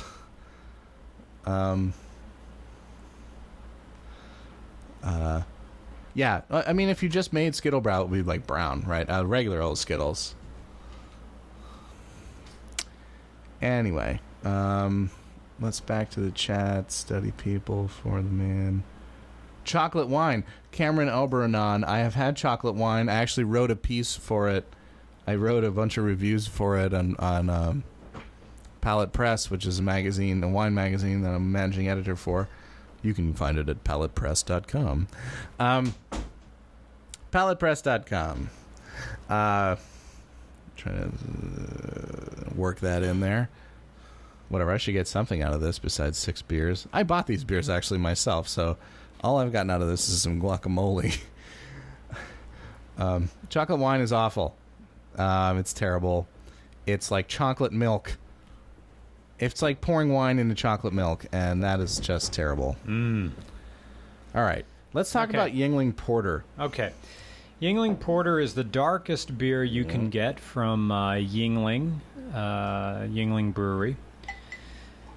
Yuengling reminds me of the drinkable equivalent of a snow day. It is a very comforting beer to drink on a snowy night, and it's a beer that I normally drink during the colder months because of its heaviness, although there are, which is unfair because I drink a lot of heavier beers during the summertime. I suppose it's its dark nature. If you poured Yuengling Porter in a glass and didn't tell anybody what it was, they would think it would be Guinness because it's just dark. Now, Tom looked down when I said that, so he... No, that's a good segue into something I wanted to talk about, which is the difference between a porter and a stout. Okay. The key difference between a porter and a stout is the addition of roasted barley to a stout.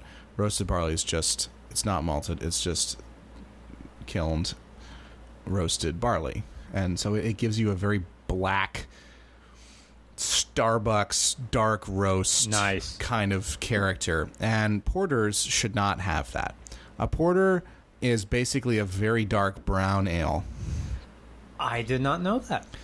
And so we're really drinking a type of ale, not a stoutish beer. Yes, some Baltic porters can technically be lagers, but porters and stouts are both ales.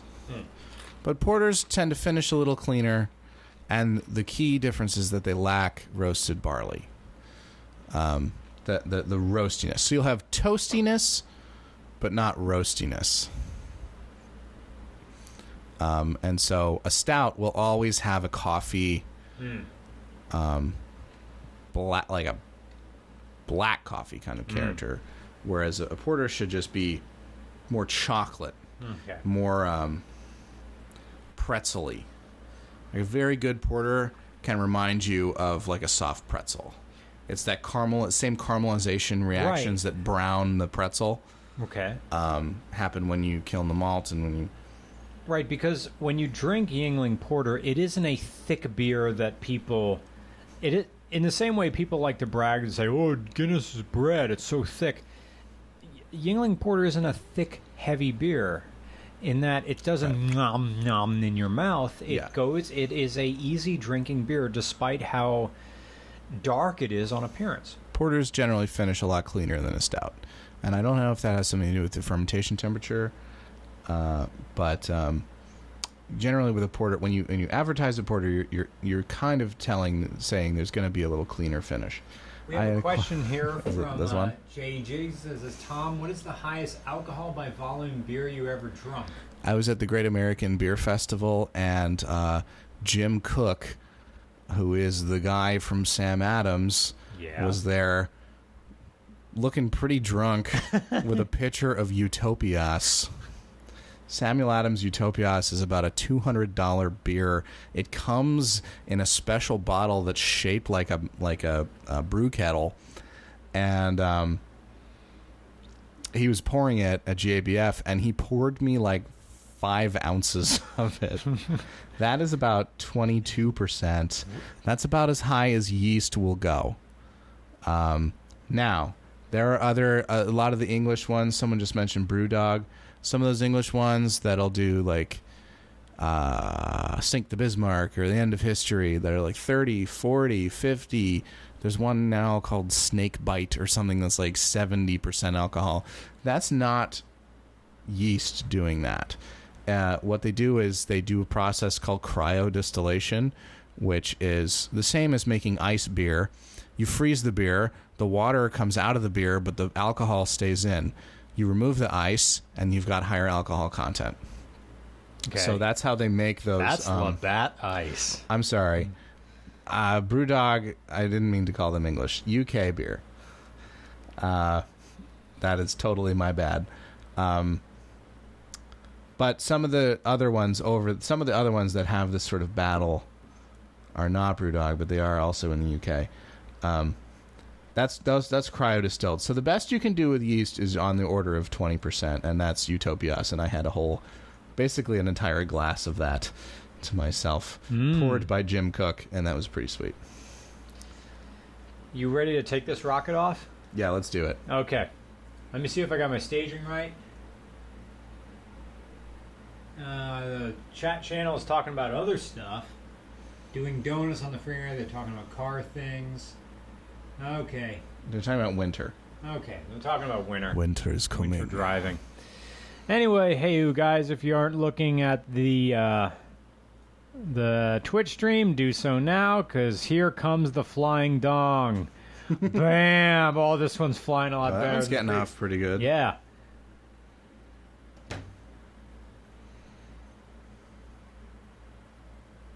Okay, we got RCS on. And we're going to aim this thing, get a nice bit of rotation going here. There you go. Maximum dong. Maximum dong. The dong impregnates the sky. Dong? Where is my automobile? Dong. All right, it's going up. Booster rockets are running out of fuel. Here we go. Here we go. Let's see if I get my staging right. I'm out of fuel. Bam! And they didn't fall off. They didn't fall off. Inconceivable. Bam! Ah, crap.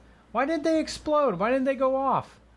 All right, I got... Press T. Spurgler says press T. All right. You better not be fucking with me. Oh, T didn't do anything. All right, so we're going into space. We're dragging the... We're dragging the booster rockets with us. Because I fucked up. I'm a fuck face. Well, you got a lot higher than last time. I know, I got a lot way higher than last time. I got WADs here. I don't know, ACS trying to keep things going. Uh-oh. Keep it together. Press T.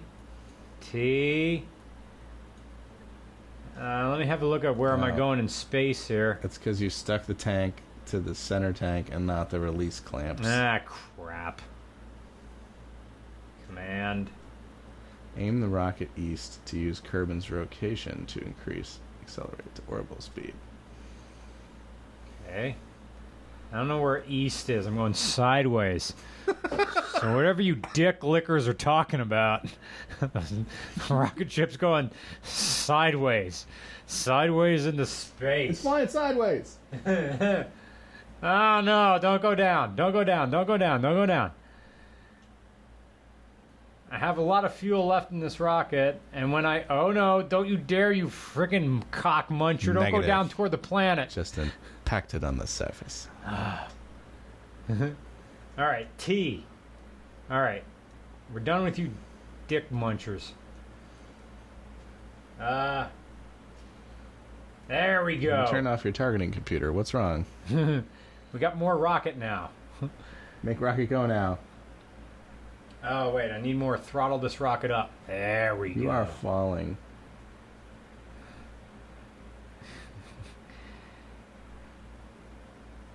Your guy looks a little worried. Yeah, he does. Hit Z, you boy toucher.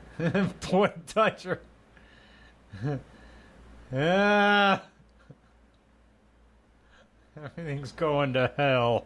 Should show the G-force on this little guy. His head should be, his eyes probably pop out. X. Shut that rocket off. Point this thing back toward the sun. Ah, shit. Rocket's falling. Okay. Intensify the forward batteries. I don't want anything to get through. No more rocket. Intensify the forward firepower! Rocket. No. All rockets failed.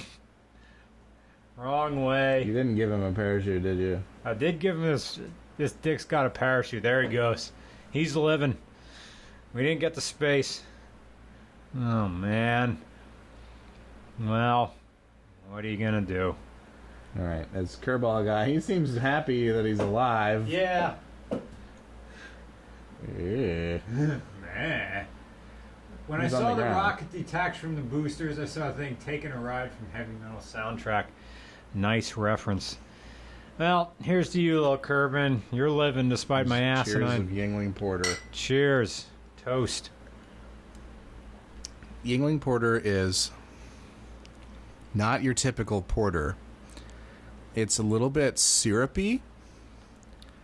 I mean, the finish is clean, and that's fine. But it's a little lighter than a porter generally is. I mean, lighter in color and in roast. But there is a little bit of syrupy, kind of almost an extract quality to it. I'm not saying Dick Yuengling uses extract, because he can't possibly with the volume that he's making, but it's all right. It's all right. It's a good winter beer. It's Yeah. not great. See, that's going to make me think now whenever I buy... There are better porters out there.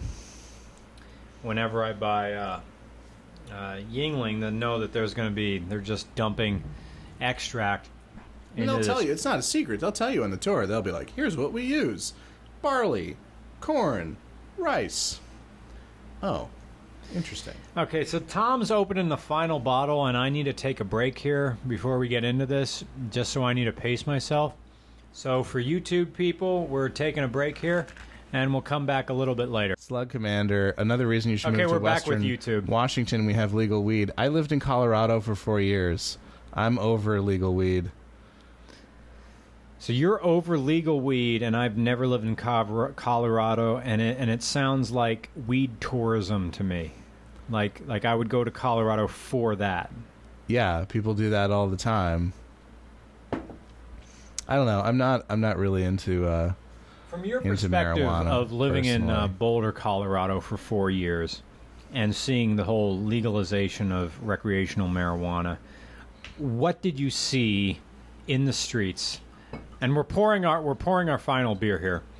What did you see in Colorado as marijuana was legalized and then accepted? What was the... I don't want to use the term... I think just walking around, like, the houses that used to smell like weed still smelled like weed. And I think more people ate edibles. I think edibles went way up because people wanted to try it, but they didn't want to smoke it. But yeah, the state didn't collapse. Ham sandwich, you're going to Boulder. You're going to love Boulder. You should go to Backcountry Pizza and Tap House. It is, if you like beer, which I assume you do if you're on here, unless you really like Kerbal Space Program. Backcountry Pizza and Tap House, unsolicited review. 68 taps, 2 beer engines. Amazing beer selection and people, just the greatest. I want to make sure I have my solid rocket boosters attached to the decouplers. The place is called Backcountry Pizza and Tap House. Yeah, their pizza is okay. You don't go there for the pizza. You go there for the 68 taps of beer. And if you tell them that Tom sent you, they will probably know who I'm talking about. And also, if you're a guy, if you go into the urinal all the way on the left, you'll see a sticker with my beer judge certification sticker on it. Oh, yes, because that's I right. judged a homebrew competition there, and I stuck it on the urinal. It was still there after 3 months. Nice. That's another thing. Our guest, Dr. Tom Mix. Dr. Tom Mix. I gotta write that down. I'm gonna do that now. We've known each other since 5th grade. He doesn't know my name. Yeah, I did. My nom de boire, so to speak. Mix. If anybody's a French what is it on YouTube? Or what is it speaker? on Twitter? Tom Mix Drinks. Tom Mix MIX.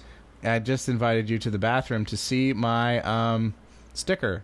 I also left a sticker in there that said, at this urinal, Tom Mix pissed out over 700 beers from the period from 2013 to 15 at Backcountry Pizza.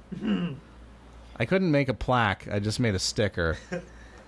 Thank you, TUW4T Jockey, for linking plaques, my I Twitter. still didn't get my YouTube 100,000 subscriber plaque. They're supposed to send you like this silver. I don't know if it's real silver, but this plaque, like you graduated, you had 100,000 subscribers, that you're supposed to get this plaque. The dude in blue got one. I'm pushing 200,000 subscribers. I didn't get one yet. That's me being jaded. You can't just call up YouTube, right? Yeah, that's right. Hello, is this YouTube? Guest Tom Mix Drinks on YouTube, Doctor of Chemical Engineering. Not on YouTube, on Twitter. I'm not sorry. on YouTube. I'm sorry, I messed that up. Tom Mix Drinks on Twitter, and also certified beer judge. Yeah, BJCP certification. About to be certified. I need to judge one more thing to be certified. Okay, one guy in the Twitter says I have to do something, or not Twitter. In the Twitch stream says I have to do something specific to get this solid rocket booster. You gotta put it on the release clamp. There. Isn't that the release clamp? Yeah. I wish I could zoom in. I wonder how you zoom in. Someone in the thing else. Yeah. That's Palette Press is the not my blog. It is I am the managing editor at Palette Press, and so I put up all the stories and occasionally I write about beer. Mm-hmm. And you can also check out my articles on roadandtrack.com under Mr. Regular. Just started doing that now. Probably at the release of this one, my second one will be out. We're now pouring our final beer for this evening. And now I wish I had brought the Imperial Stout. That's okay. I am very drunk. Yeah, Mr. Regular is a little drunk. I have to do this thing. I have to take off my glasses so I can read my 4-track. How long have we been going? Oh, this 2 is hours. now this is the third clip, so I gotta keep track of this. So this is Victory Deep Cocoa. It comes in a Simcoe Must Be Destroyed was in a bomber or the Double Deuce.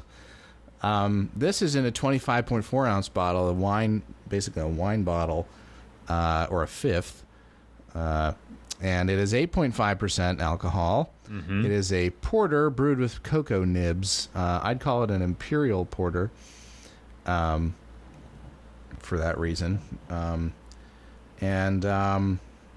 There's a lot going on in this glass. This is our darkest, but it's not the highest alcohol content that we've drank all night, right? No, highest alcohol was the Simcoe Must Be Destroyed. That was 10.5%. We're at 8.5% now for our final beer. This is the most I've drinking in a while. Man, you are very good at creating a beer playlist. I tried to sample a bunch. This is the best I could do at Wise Markets. You did a good job. This is kind of went down the line, yeah. Very smooth, creamy. For someone who doesn't drink a lot of beer, you could call this a Guinness-like texture in that it is smooth. And I'm sorry for, first of all, using the word sophomoric, and then asking a sophomoric question. What makes a beer have that creamy, smooth, whipped cream-like texture as you drink it, which this beer definitely does? Some texture has to do with carbonation. Mm-hmm. So, for example, Guinness is a great example that you brought up. Mm-hmm. Guinness has a little widget. If you get it on draft, it's on nitro. Okay. If you get it in a bottle or a can, it's got a little widget in there to release nitrogen into the beer. Nitrogen, so CO2 bubbles are very heterogeneous in size. So they can be big and they can be small, and they run the gamut. Okay. Nitrogen bubbles, based on the way, because of the way they're released, are very uniform. And that uniformity actually is a key contributor to creaminess. So heterogeneity, like large bubbles and small bubbles, things are going to be a little more harsh. But uniform bubble size makes things creamy. Okay. Now this one's on CO2. There's no nitro in this one, but there's. We do have, when I look at the head, there's it's texture. There's mouthfeel coming from the high alcohol content. There's mouthfeel coming from the a lot of things like this that have very high malt bill will also have a lot of complex carbohydrates left over, and so you'll be syrupy and sweet, and it'll have that body because there's a lot of sugars in there that didn't get fermented. But this isn't a back sweetened beer, no, because it is a sweet beer. I do. It's not candy, but in the same way that we're digging deep here, but. You know what it reminds me of? And this is another very good Pennsylvania reference. Tasty Clare Pie. Which I love is Tasty Clare Pie. Oh gosh, that's better than any donut. Tasty Clare Pie. Imagine something about this. Take two computer mice, put them nose to butt, and fill them with brown, and there you have it, and cover them with like a No, it's chocolate on the top and pudding. Oh, yes, you're right. The vanilla pudding is a Tasty Clare Pie. You may be thinking of something different. I'm thinking of something different. You're right. Tasty Clare Pie is made by Tasty Cake, another Pennsylvania company that makes, fun food. It makes junk food is what it makes. But it's a pastry that's really made for two people. But you eat it all yourself at lunch. Yeah, in high school. Yeah. Because you can eat whatever you want in high school because you're not afraid to die. Right.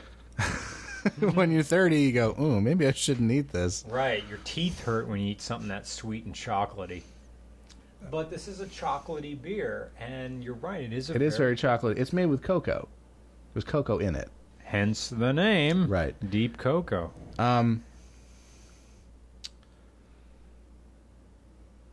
But about the creaminess, a lot of those complex carbs are going to be left over.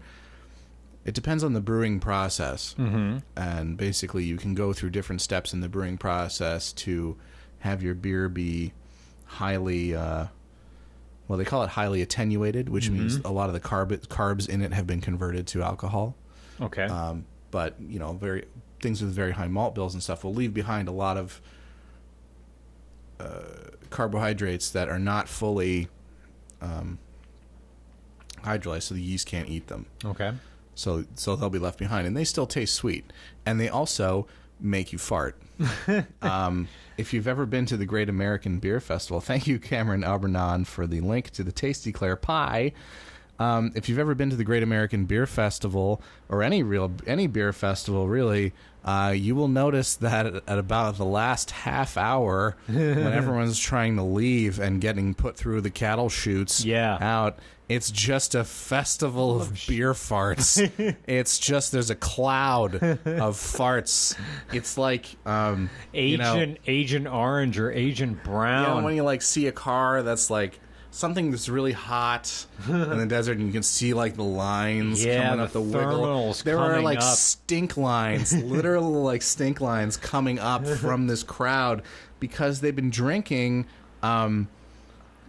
beer, which is loaded with these complex carbohydrates, unfermentable, undigestible, beloved by your gut bacteria. Oh yeah. So they will eat and make you fart all of the farts, and it's just the worst. In fact, actually, at one of the tents, one of the booths at the GABF from Uinta, which is from Utah, has this. They have a little teepee, and you go in there, and there's just a sign in there that says "No farting." Because people fart that much at the Great American Beer Festival, and it's a giant convention hall. Yeah, you can basically crop dust the place. No, it's inside. That's a bad idea. That's worse. No, but you can basically crop dust the place usually, but it's at the end when everyone's concentrated and trying to get out. Yeah. Is when all the farts just kind of, there's a critical mass of farts. Now the CO2 would quench the H2S probably. So I'm going to put this to the channel here in the Twitch stream. How do I zoom in and out in Kerbal Space Program? We'll just keep an eye on this T. if someone takes us T? Fucking press T. I'm pressing T. They've been telling you to press T the whole time. I don't know. I don't know what that means. I figured that would help. Right. Oh, we finished. Oh, you filled my glass. This is the ending. This is the final countdown of beer. Da-da-da-da, da-da-da-da-da. Then a beer fart. Here it comes. It's escaping from anuses. Mouse wheel. Yeah, very good. Serpent glout. I'm doing my mouse wheel. It just goes up and down. Serpenglaert. Rising. Scroll your mouse wheel. Yeah, I'm doing that. That's just making it go up and down. Yeah, I know. Oh! I did it. I pressed the mouse in and went a little bit in. Plus and minus on my keyboard. No, that doesn't work. KJH1 says this is the best channel ever. Yeah, it's two guys trying to play Kerbal Space Program, but we're just drinking beer the entire time and getting sidetracked. It is now 12:14 in the morning. Wow. Shift plus mouse wheel. Okay. There it goes. How about that? So we have to take these solid rocket boosters and make sure they touch the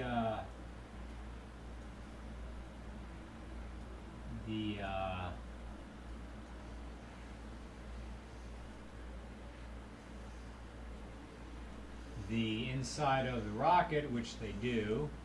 Let me move them down a bit. Oh.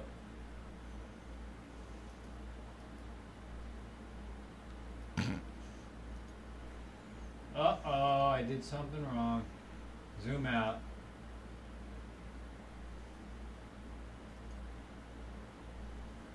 Zoom in. Oh, didn't do it right. Nope, still didn't do it right.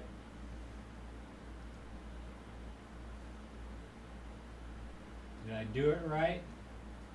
Are they not clipping in?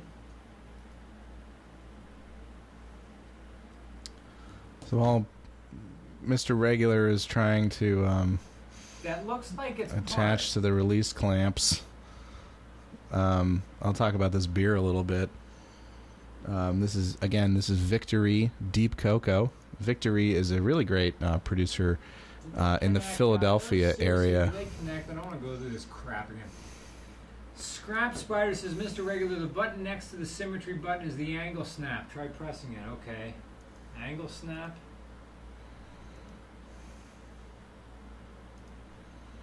Okay.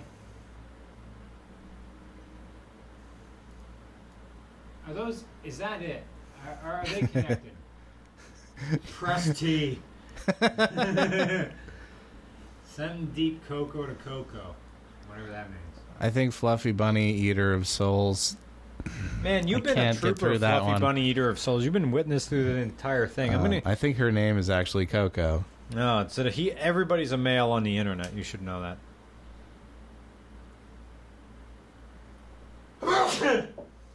Isn't it?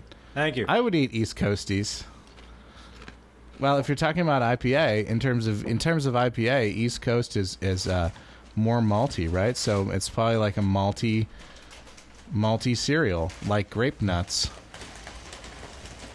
You have to cursor directly over the decouplers for them to attach properly.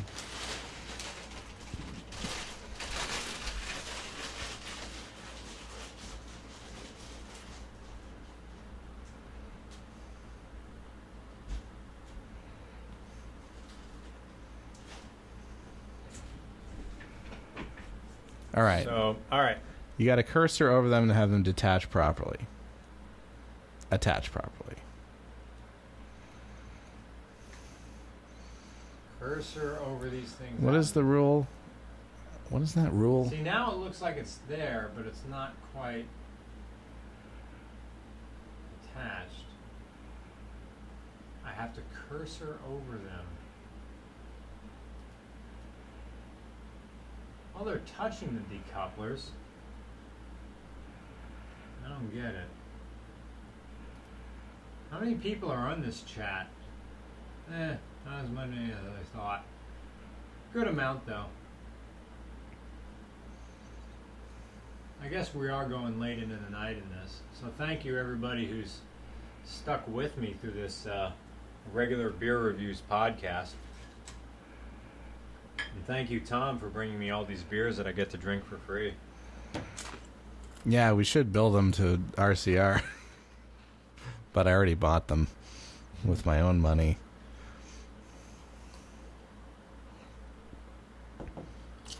Switch to the TT70 decouplers. Okay. Switching to TT70 decouplers. I don't understand. Why is it so hard to build a rocket in this game?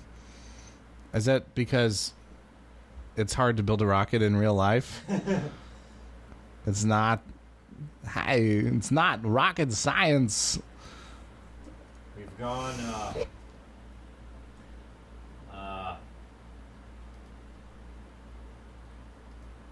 Christopher Walken here. Oh, it's Rule 37 is what Rule people were 37, mentioning. Females on the internet? Yeah. It's probably not great to admit that you are a 4chan regular. Look at that. Hey, that looks the same. I agree that it's more compelling than work, but sleep is pretty great. Especially after you drank a bunch of huge beers. Okay. All right, here we go. Here's a rocket. It's got badass decouplers. But my staging is all wrong, because the second I hit spacebar, it's just going to release the decouplers. Oh. So, and then they'll fly off on their own. Yeah. That'd be fun. So I got to take these solid rocket boosters, put them on the first stage down here. And then put the... Oh, man. Close enough. Close enough. And then put all the decouplers on number 7. Okay, first the solid rocket boosters fire, right? Then they decouple. Then my main engine fires. And then what does the chat say? Oh God, Asperger's staging. It says asparagus, but Asperger's works too.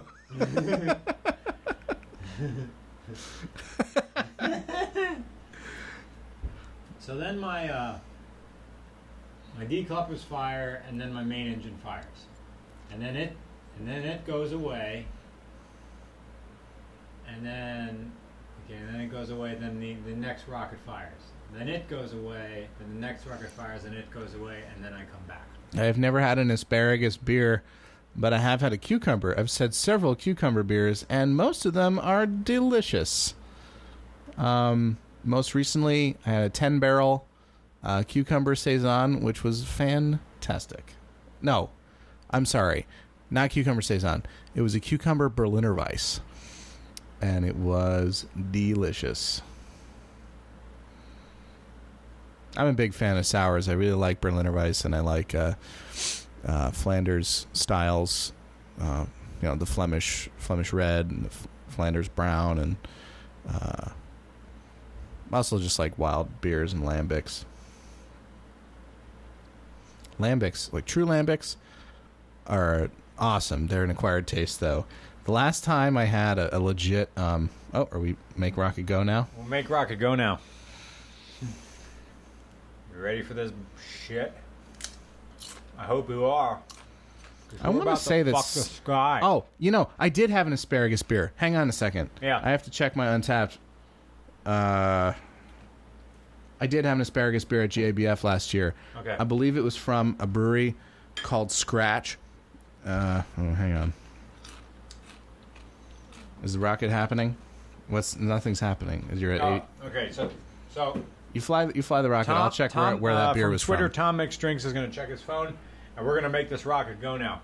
I hope you're ready for this and watching the Twitch stream instead of doing what else you're going to do at 12:22 a.m. Eastern Standard Time, because the sky is about to get impregnated. Are you ready for this shit? Here it goes.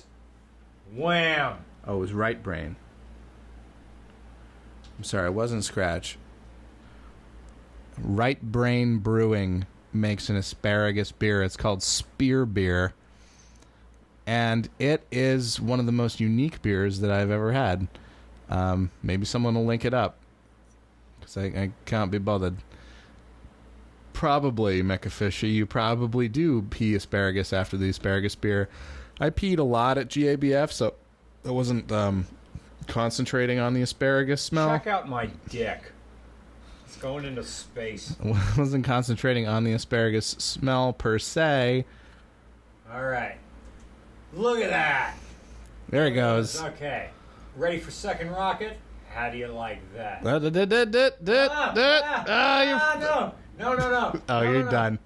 You're done. No. X. Get the rocket. Back to rocket. No. For me, unique is better than good.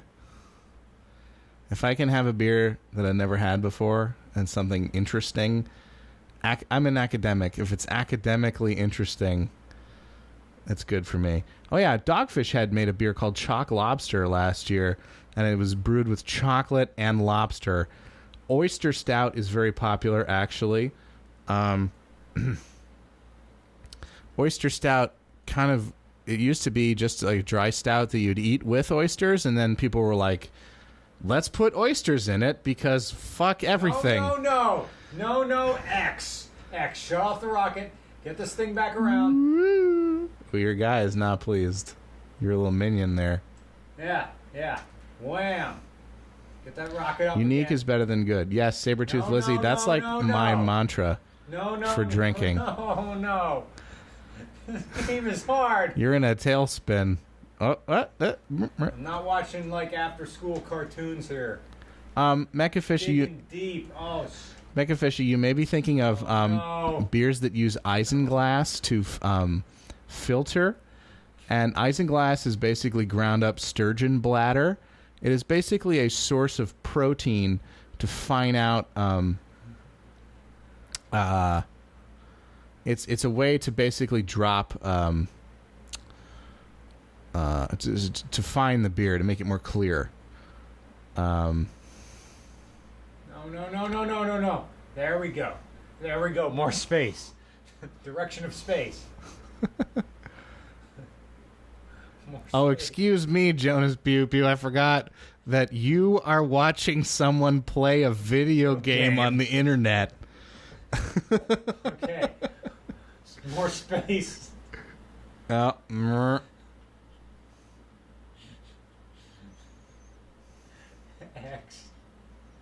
Am I out of thruster fuel?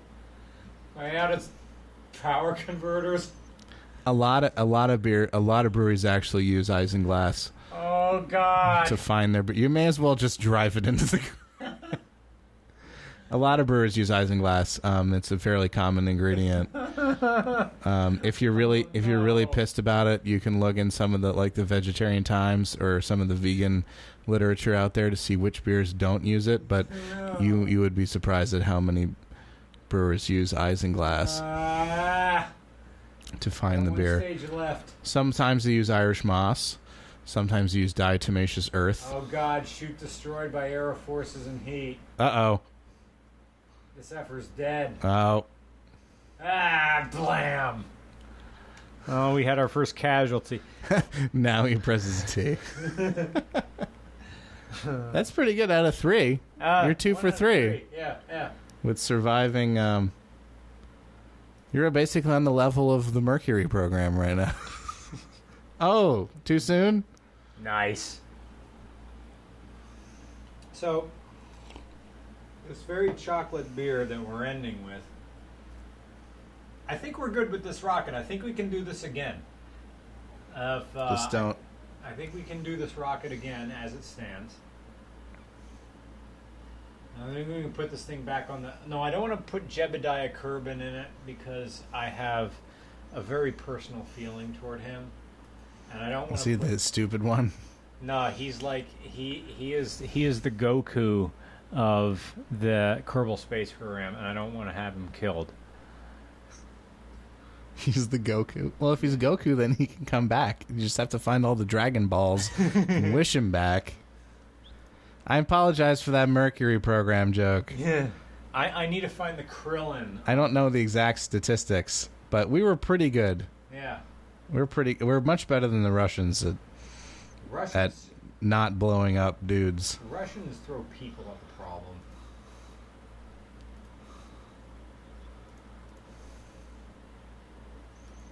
Cameron Aubernon says, put in a mass wheel. A mass wheel. Okay. I don't know what that is. I think a mass wheel is another set of thrusters that go... and thank you, Tom, for sticking with me throughout all this. It's 12:30 in the morning. I'm sober. That's unfreaking believable. How does your not body really. do that? You have the liver of a champion. Your liver won the mixed martial arts championship of punching the hell out of. My liver could beat Ronda Rousey. That's not true. No one can beat her. She's unstoppable. Damn right. You guys like UFC? I don't. I just know. Oh, thank you, Spurg Alert, for correcting my history. It was Apollo 1. You're right. Gus Grissom. Okay, what's the guy saying the thing? Monday's review, Tesla. Well, that's very astute of you. You're thinking along the right lines. Or the right direct current lines. Oh my God. Can you imagine What? showing up to a Tinder date with Ronda Rousey? Like, Her bio probably just says, I'll punch you in the fucking face. I don't give a shit.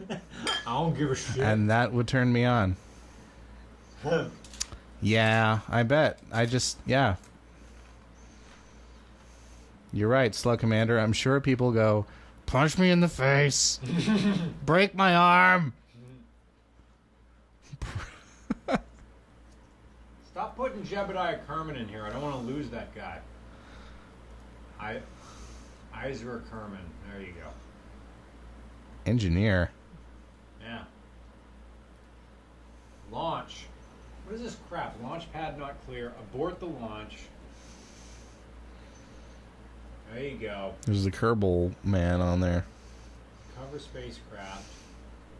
Done.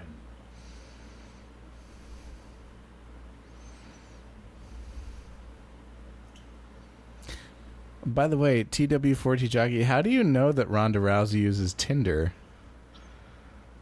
Did you, like, swipe right on her at some point? All right.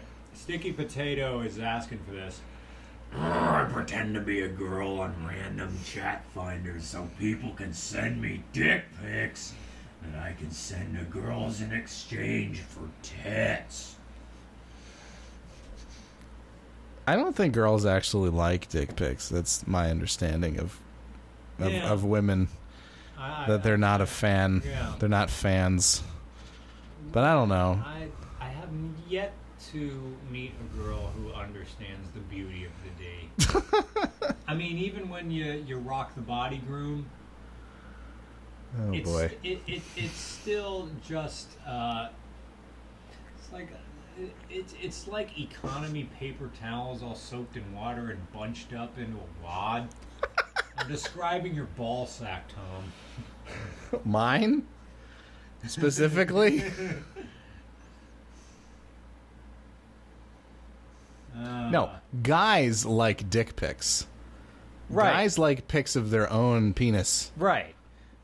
But we have an inflated... girls don't have the same level of appreciation. Right.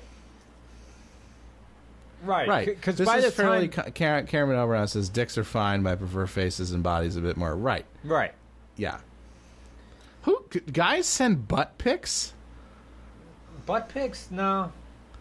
There's nothing elaborate going on about my ass. If you are taking a butt pic, you're gay. Butts are for mooning. That's what they're good for. Girls like butt pics? Why? Why? What does a girl get out of a butt? Right. Butts are for mooning. They're for pulling your pants down and hanging out of a car window or going to Tuscarora State Park and with your church youth group and the cool guy who's in your church youth group pulls up next to a bunch of moms in a canoe and moons somebody. Butts are for mooning.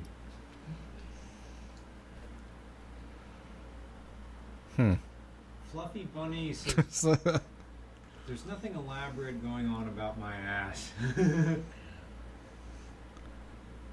I mean, I guess. Maybe I should just shave one side of my ass so it would be the light side of the moon and the dark side of the moon. I see what you did there. Yeah. Vis-a-vis the moons. Yeah, Kerbin. Guess what? Launch. Okay. There he goes. Okay. We got RCS going. We're going to keep... I'm not going to try to correct anything. We're just going to get some altitude off of this rocket as I, slam this... I didn't want to pull out the R word, so we'll just call out role-play rocket. There we go. Into the sky, and we'll deal with vectors and everything once we get some altitude going here. So You're kind of it's going up. So bam, and then bam. So now we can aim a little bit west. Bubble Fig, I like to think that it's regular beer reviews, and we're playing KSP just so that we can be on Twitch. Yeah. Oh, God damn it. Oh, wait. You done goofed. I thought RCS was supposed to make me not suck. God damn it. Point this thing toward the space. Oh, it's spinning. How do I not suck at this game? Freaking hell. You need a mass wheel. Cameron told you you need a mass wheel. Did you put in a mass wheel? I don't know. It probably keeps you from doing this shit. See, the rocket is just spinning in circles now. Oh, he's blacking out. Look at him. He is, or he's redding out, depending where he is in the... Yeah, he's probably going to red out. How do I... This is a hard video game. T. Okay, I press T. Oh, look at that. Look at that shit. Wait, T fixes it? You just press T, and it ends? So I can throttle up this rocket? You're still falling. Just faster. Oh. There's some YTMND shit right there. Right. You spin me right round, baby, right round. Like a record. Alright, so we learned to press the letter T on the keyboard. You guys remember YTMND? Oh man, that's some 2002 shit right there. Well, you're still falling. I know. If you look at your altimeter, you're falling. Yeah. That's the end of that. Check that out. Sticky Potato, most of this recording is going to be on YouTube on the Regular Car Reviews channel, I assume. So now we learned to press T, so when we're done with this crap, we can... You're a popular one? Whisper, are you in a popular YTMND, or just there's a picture of you in a random one?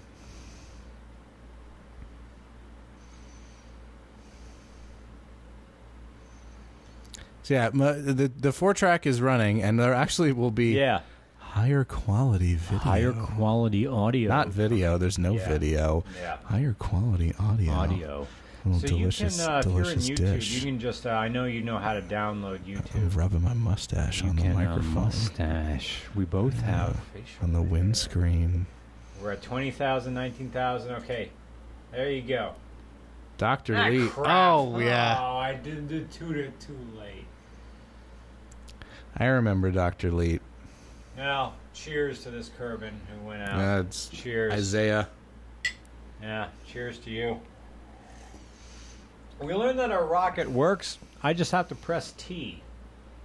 Go back to the Space Center. Which 2 hours ago was the advice that people were giving. Yeah. Press T and I didn't do it. Okay. I made a couple of YTMNDs back in the day. Not very good. I basically capitalized on the phenomenon that was... Feel free to take it. I had my fill of guacamole. I was capitalizing on the phenomenon that was... Before it was called a meme, it was like you would take a thing and there's a freedom within form kind of variations upon a theme. I believe on YTMND they called it a fad. Yeah. Oh, there we go. What? There's the YTMND that he's in. Horse dick? Horse dicks. No.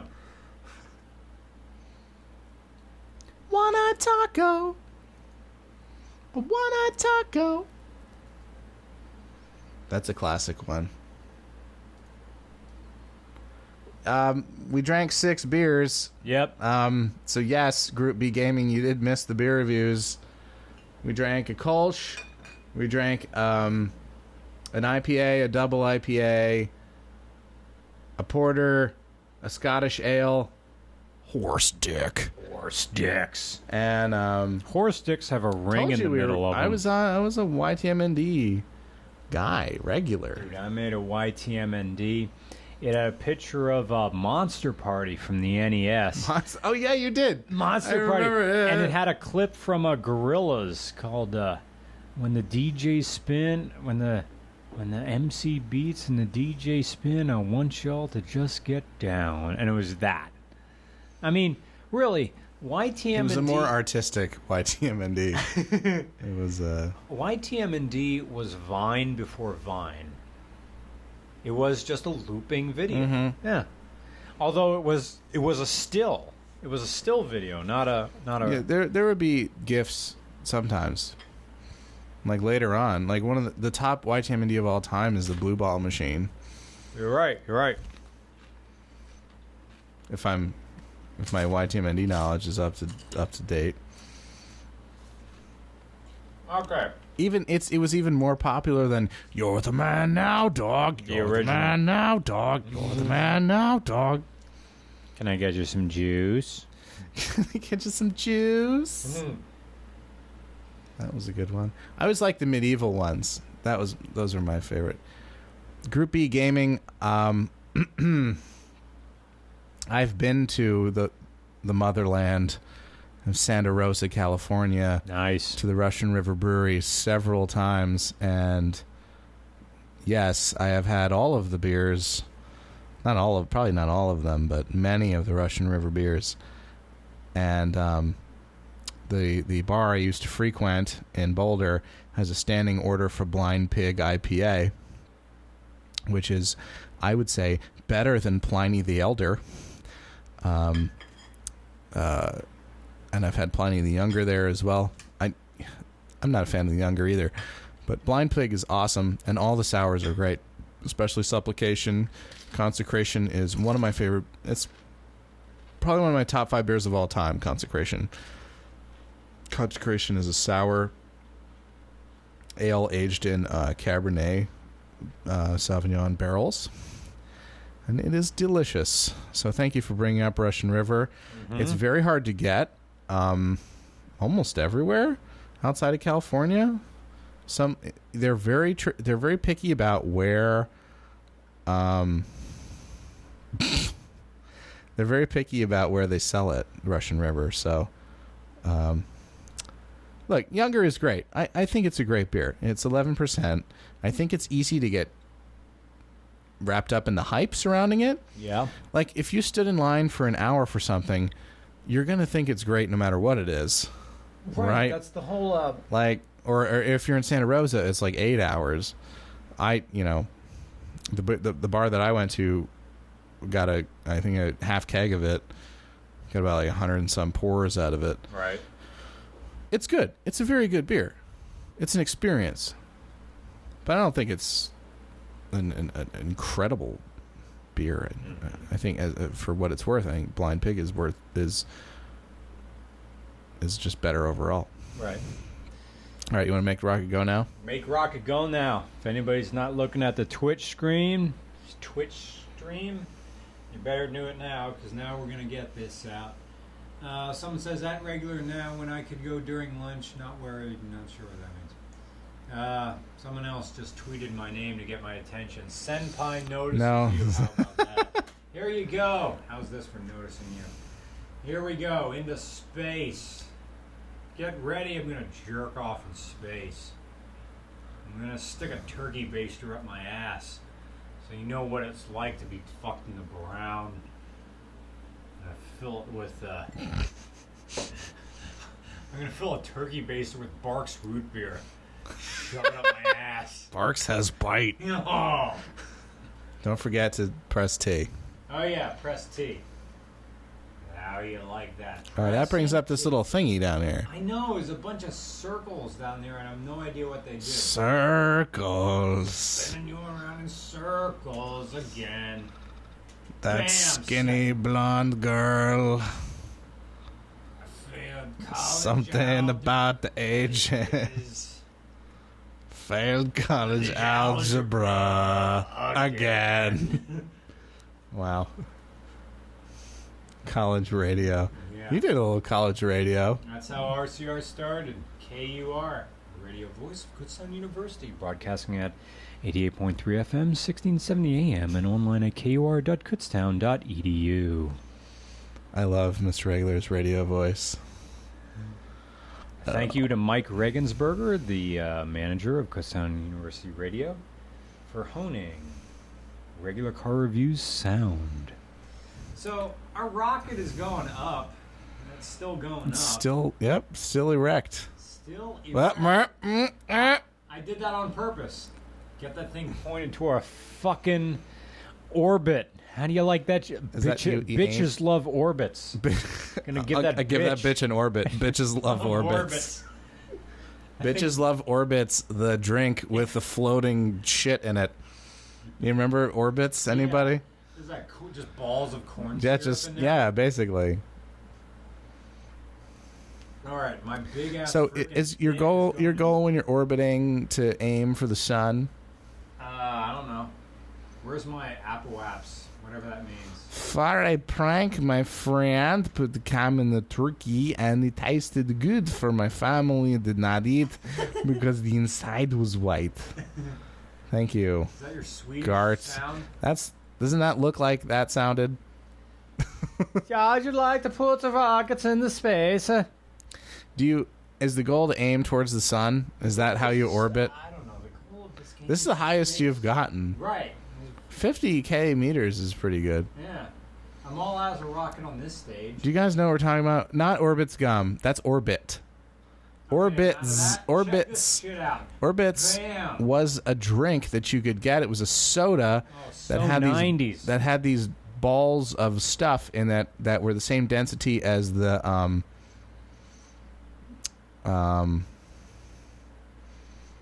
drink, and they would just float. Not like float up or down. They would just be suspended within the drink. Because you're losing speed. Oh, you're losing height. You're down. You're going downwards right I'm now. pressing T again. Crystal Pepsi, I think, is what you're thinking of. I'm losing height again. I'm going down again. Ah, crap. I remember Crystal Pepsi. I remember enjoying it. I was like 9. Oh, more throttle. Okay. Oh, there you go. Kamehameha. Now you're falling faster. Ah, god damn it.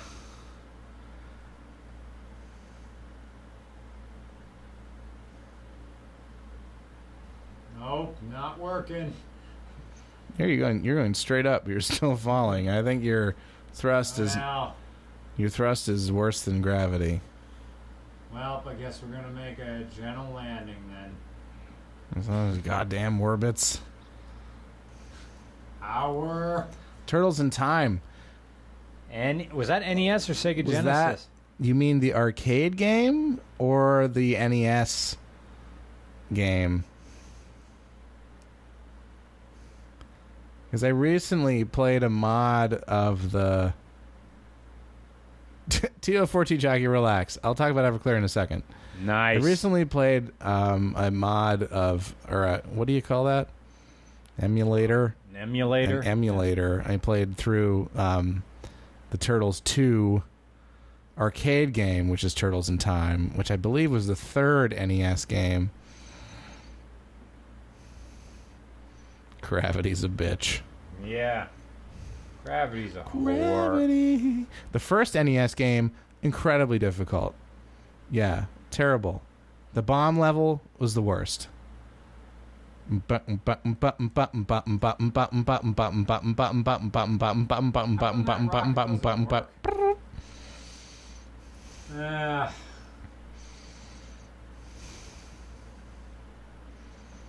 gotta try this again. This guy is Generally cool with this situation. you have hibernation There you go. He's gonna live. He's got the parachute. Yeah, He's the bomb good. and the dam. That's what we're talking about, Gamer Tora. Yeah. Very hard. There's that one. Says I have the wrong fuel in this. I don't know. It's a long. I thought that was it. I thought that was our.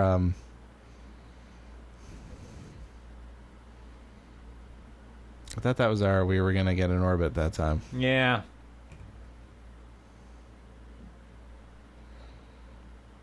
I think he's gonna make it this time. He's gonna make it.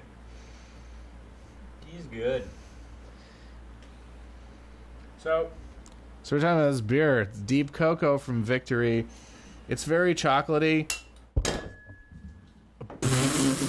that was bound to happen. That's why there's a rag here. Glad it wasn't me. Yep. If that sound that you heard for those on YouTube was me spilling the beer, spilling a good portion of it. onto. Of course, you picked the blackest beer to spill on the carpet. Ooh, that is substantial, isn't it?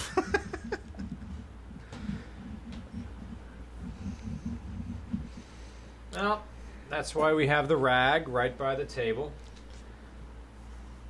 And my notebook caught the brunt of that.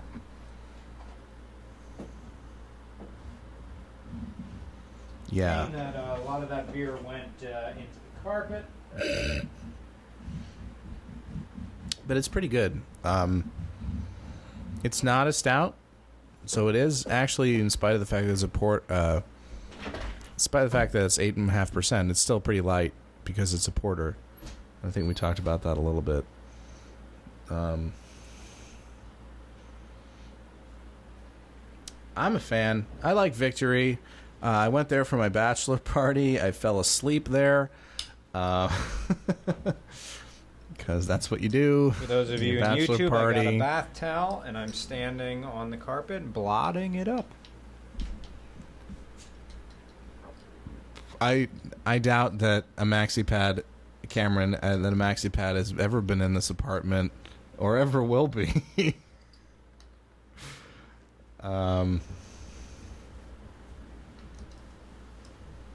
You know what I'm doing here? I got an idea. I'm just glad you didn't hit the 4-track with the... Yeah, how's the 4-track doing? I think it's dry. Oh, there's a little wet spot on it. There's a lot of expensive equipment around here. Yeah. Half of what RCR makes RCR go is on this table right now. And we're spilling beer all over it. Well, you know how you blot stuff up, you need to get some weight on it. And the weight we're going to use is located in the closet over here. Nice. So TW4T Jockey wanted me to give some tasting notes on Everclear while you're doing that. To blot up the beer that's on the carpet is AC Delco Professional Durastop brake pads that we got for the... Oh, I smelled your fart. For the Honda Fit, I bought extra pair of brakes and brake pads and brake rotors. So I'm going to lay brake rotors on the floor. Yeah. Brake pads, yes. Maxi pads, no. That's what's going on in this apartment. Everclear burns like hell. I use Everclear to make Boilo, which is a drink from the Cole region. It's basic Everclear and honey and orange juice and cloves and... Sorry, not cloves. Cinnamon, caraway seeds, honey, ginger ale, fresh. I use fresh ginger in mine. But you use Everclear, and I don't recommend tasting it at all. It will hurt you. Now, the brake pads are on top of a paper towel. Yeah, I'm using the heavy weight of the metal of the brake rotors. He's using the weight to, I guess, press the stain into the carpet. No, I'm pressing a towel onto the carpet that will blot the beer up out of the carpet. Sticky potato, you have a Miata? Yokohama. Cars and coffee. My Ford Focus has aftermarket wheels. I belong here. Yeah, the thing of Pennsylvania Everclear now, they make you buy the Everclear that they have is what is it? I think it's like 150 proof. So they it's only 75%. It's between 70 and 75%. I don't remember exactly the proof, but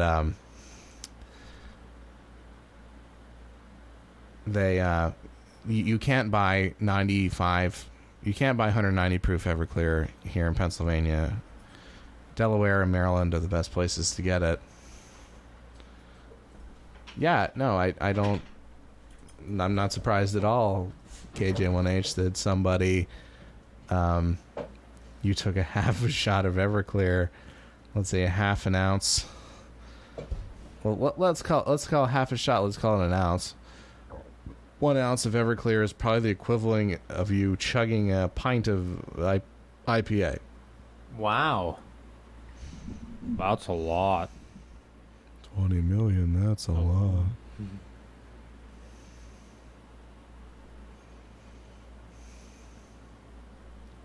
For those of you who are watching, I'm loading up Periscope again. Car show. And Cars and coffee. Cars and coffee. I'm loading up Periscope again so you guys stitching. can get an idea of the beer that I just spilled on the floor and my idea of how I'm going to clean it up. And the carpet is brown anyway. Carpet is brown. Because of course it's brown. Of course, it's 70s carpet in this apartment. So, if you look at the carpet here, I gotta stay close to the microphone up here. This is where I spilled the beer. This was my beer, and I'm gonna drink the last of it. And there we go. So we're out of beer for regular beer reviews. It's just ended. Cars and coffee. Yeah, it was a cocoa style beer that I spilled, and the spill went here, put on my notebook, and then spilled onto the floor, and of course it missed the paneling down here. That would be great if it fell onto that, but it fell onto the floor. But the great thing about it is I have these brake rotors here for Silicone Sally from AC Delco that are still in their plastic. So maybe these will end up on the Vagabond Falcon, because we have these perfectly good brake rotors right here that are unused. And Lord knows if when the time comes to swap a V8 into the Falcon, we have some, ventilated brake rotors here. But right now they're doing nothing but being heavy in my closet. I put them on top of this towel on top of the beer spill that I'll just let sit for a little bit and soak up all the beer out of the carpet. Thank you, Slug Commander. Thank you for bringing your knowledge of hops and Washington to this Twitch chat. I hope that Mr. Regular is better at assembling cars than he is at assembling rockets, or the Falcon's gonna crash. Do they know about the Falcon? No, yeah. They know I bought a 1964 Falcon. I got to drive it. It was pretty great. Yeah, it's pretty cool. Even in stock form, it's pretty cool. But it's leaking transmission fuel and having an overheating problem. And right now, my idea for the Falcon is having putting in a 302 Windsor V8 coupled to a AOD transmission, which is Ford's automatic overdrive. I'll put in a manual if I have to, but the idea is I want that car to be able to be driven and experienced by everybody. So that's why I want to keep it as an automatic. Silicon Sally is the everyday. The Falcon is a Silicon Sally is my fun daily project. Silicon Sally's still around. Yeah. The idea of the Falcon is it has to be... Well, one guy says a Coyote motor in Periscope, and a Coyote is a good idea, but that is a engine that needs an ECU to operate. Yes, you can put a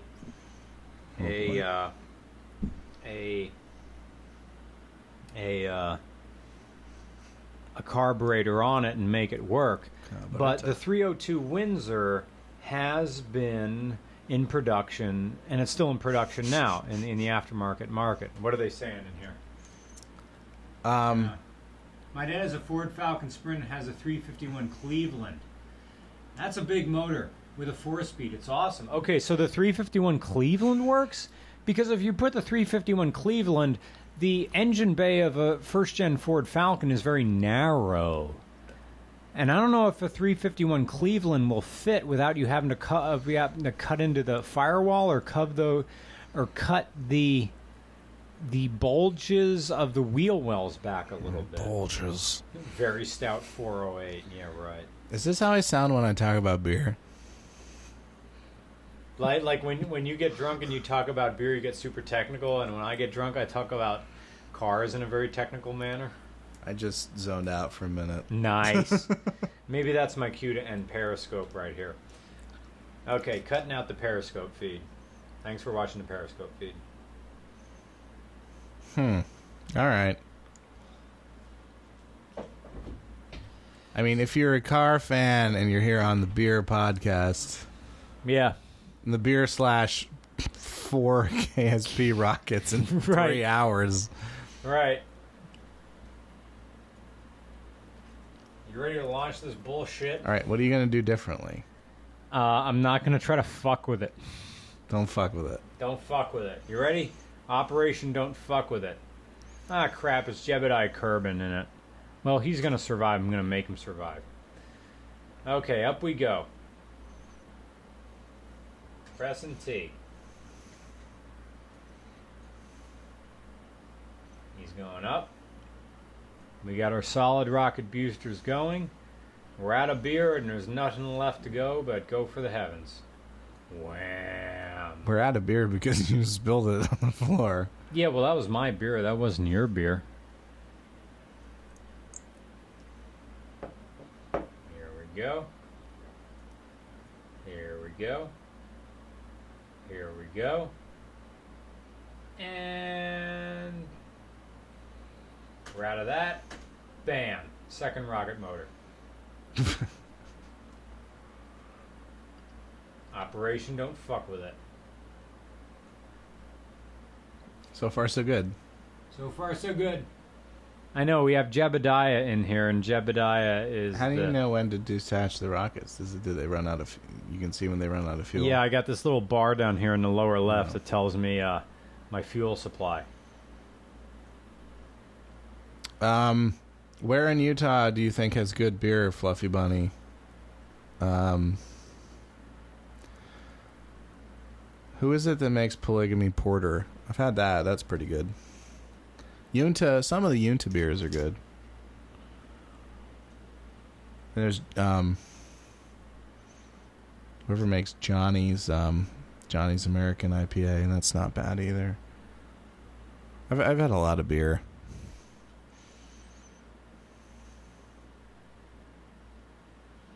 One guy says that 10,000 meters you're supposed to tilt 45 and let's go.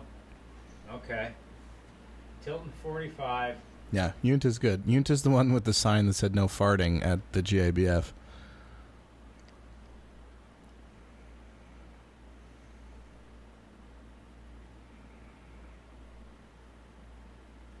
Bam.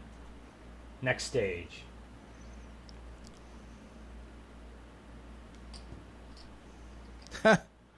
Mr. Regular has a story about secret Mormon underwear, but that might not be appropriate for this podcast.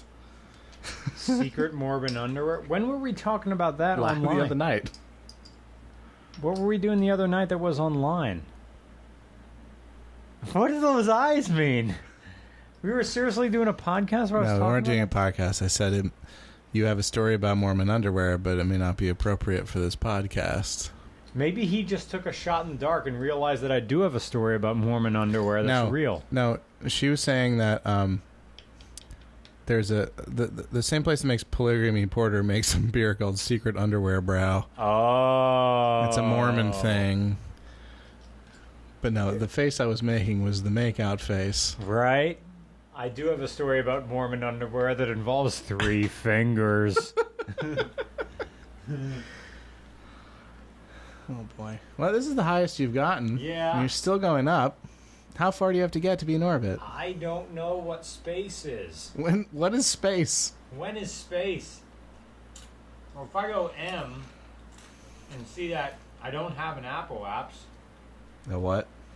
whatever that means, I don't know what that means. An Apple Apps? Yeah. Cookie Man, welcome. You're at the end of the podcast. Welcome to the end of the podcast. Well, you missed all the beer anyway. I don't know how long we're going trying to get to space. I don't know. Mr. Regular will probably go to bed, and I'll sit here until I sober up so I can drive home. Yeah. 3 fingers, no waiting. That's pretty much what happened. Well, Tom, you're welcome to water. There's a pitcher in the thing. You want to make some cereal? Got some cereal in the cupboard? Bran. Yeah, I got 2 different kinds of cereal. That was me. I'm not Mr. Regular. I am his assistant for this time. Well, this rocket's doing pretty good. Senpai, I hope Senpai will notice my fin. Well, this is the very end of the podcast. We are out of beer. I hope you enjoyed this. For the YouTube, we're probably going to sign off here. Let them find out if you go. Yeah, sure. We got a lot of fuel here to go through. YouTube has no idea what's happening on KSP, though. Yeah. I mean, it's just us failing to play Kerbal Space Program. Don't encourage people to send dick pics. You probably can't. How do you know I don't want that? How do you? Don't touch the screen, you whore. I'm got sorry, a little, I didn't mean to it's call got a you little a whore. bit here. Oh, there's a thing there? I'm sorry. Well, Calcium? I don't know. Something on the computer screen. do you know what's the best cereal for shitting? What is the best cereal for shitting? So you can get Raisin Bran, Yeah. which is made with some bran. Yeah. You can get All Bran, which is all bran. I've had all bran, yeah. You can get 100% all bran, which is actually all bran. And then you can get a cereal that's 100% bran flakes Yeah. plus flax seeds, Oh. which basically lube up the shit. Flaxseed oil makes you shit, and it is called Uncle Sam cereal. It is the cereal that you get when We're at the last stage. Oh, shit. I lost my rocket. You just launched him, and he's Major Tom right now. Right. Am I in orbit? No. Here am I sitting in a tin can, far above the world. I was so close. I had one more stage. Planet Earth is blue, and there's nothing I can do. Yeah, if he's in orbit, he'll starve to death. Unless he opens the thing and jumps out. Well, he's not going to do that. We didn't reach a stable orbit. He's gonna fall back. Wah, wah, wah. Man, this was so close. I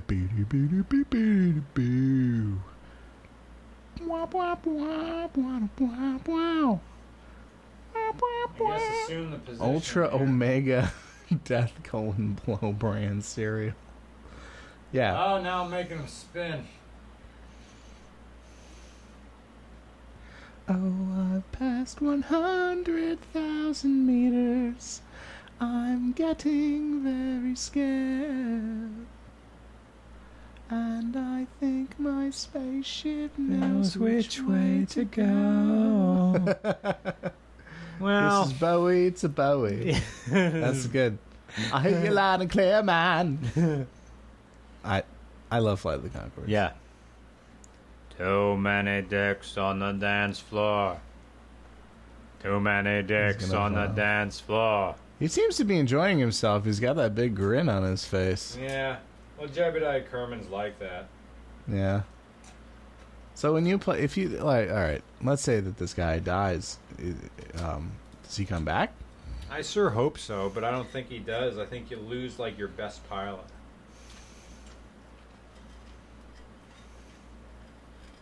I mean, I got my parachute, so he's gonna live. If you deploy it at the right time. Right. But anyway, he's gonna be a while before he gets back. All right. So let's wrap up on these beers. Remember this beer For the YouTube. from 3 hours ago? I know. Daydream Kolsch. Pretty good. Decent Yeah. Kolsch. Just, fire it back. It's a good beer to get started with, which is what we did. The hop accelerator, I think we decided that it may not have been fresh, so some of the hoppiness may not have been there. Could have fooled me. Simcoe Must Be Destroyed was a favorite, I That think. was a turning point for this entire evening That's because true. that was a That's heavyweight where it all beer. went downhill. That was oh boy. Yeah, Simcoe that might be my favorite of the night. Yuengling Porter. That You was know, a return is to what it form is. for us. Return to form for Railbender, Scottish. Actually, I really like that one too. Uh-huh. As far as being on point with style. Mm-hmm. And then Deep Cocoa. That was the final one, which I spilled half. Spilled my Spilled second half share of it. onto the floor. So we got a Oh, I like parachute it. here that I got to deploy soon. He's coming in fast. He's coming in hard. I think I guess at 20,000 feet I can deploy it. There he goes. 2000. He's dead. Ah, god damn it. I thought that was 20,000 feet, not 2,000 feet. Oh, I killed man. Jebediah Kerman. Well, good news is it's a video game. And that's where we're going to end this. Well, at least for YouTube. So, thank you very much for watching this on YouTube. Man, you are a trooper if you listen to this entire thing on YouTube. Maybe you downloaded it and listened to it on the train in New York City. Or maybe on the L train in Chicago. Or maybe in traffic in the Los Angeles metropolitan region. Well, I hope you learned something. Yeah. Okay. So follow Tom. His Twitter is tommixdrinks on Twitter. Any other plugs you want to add?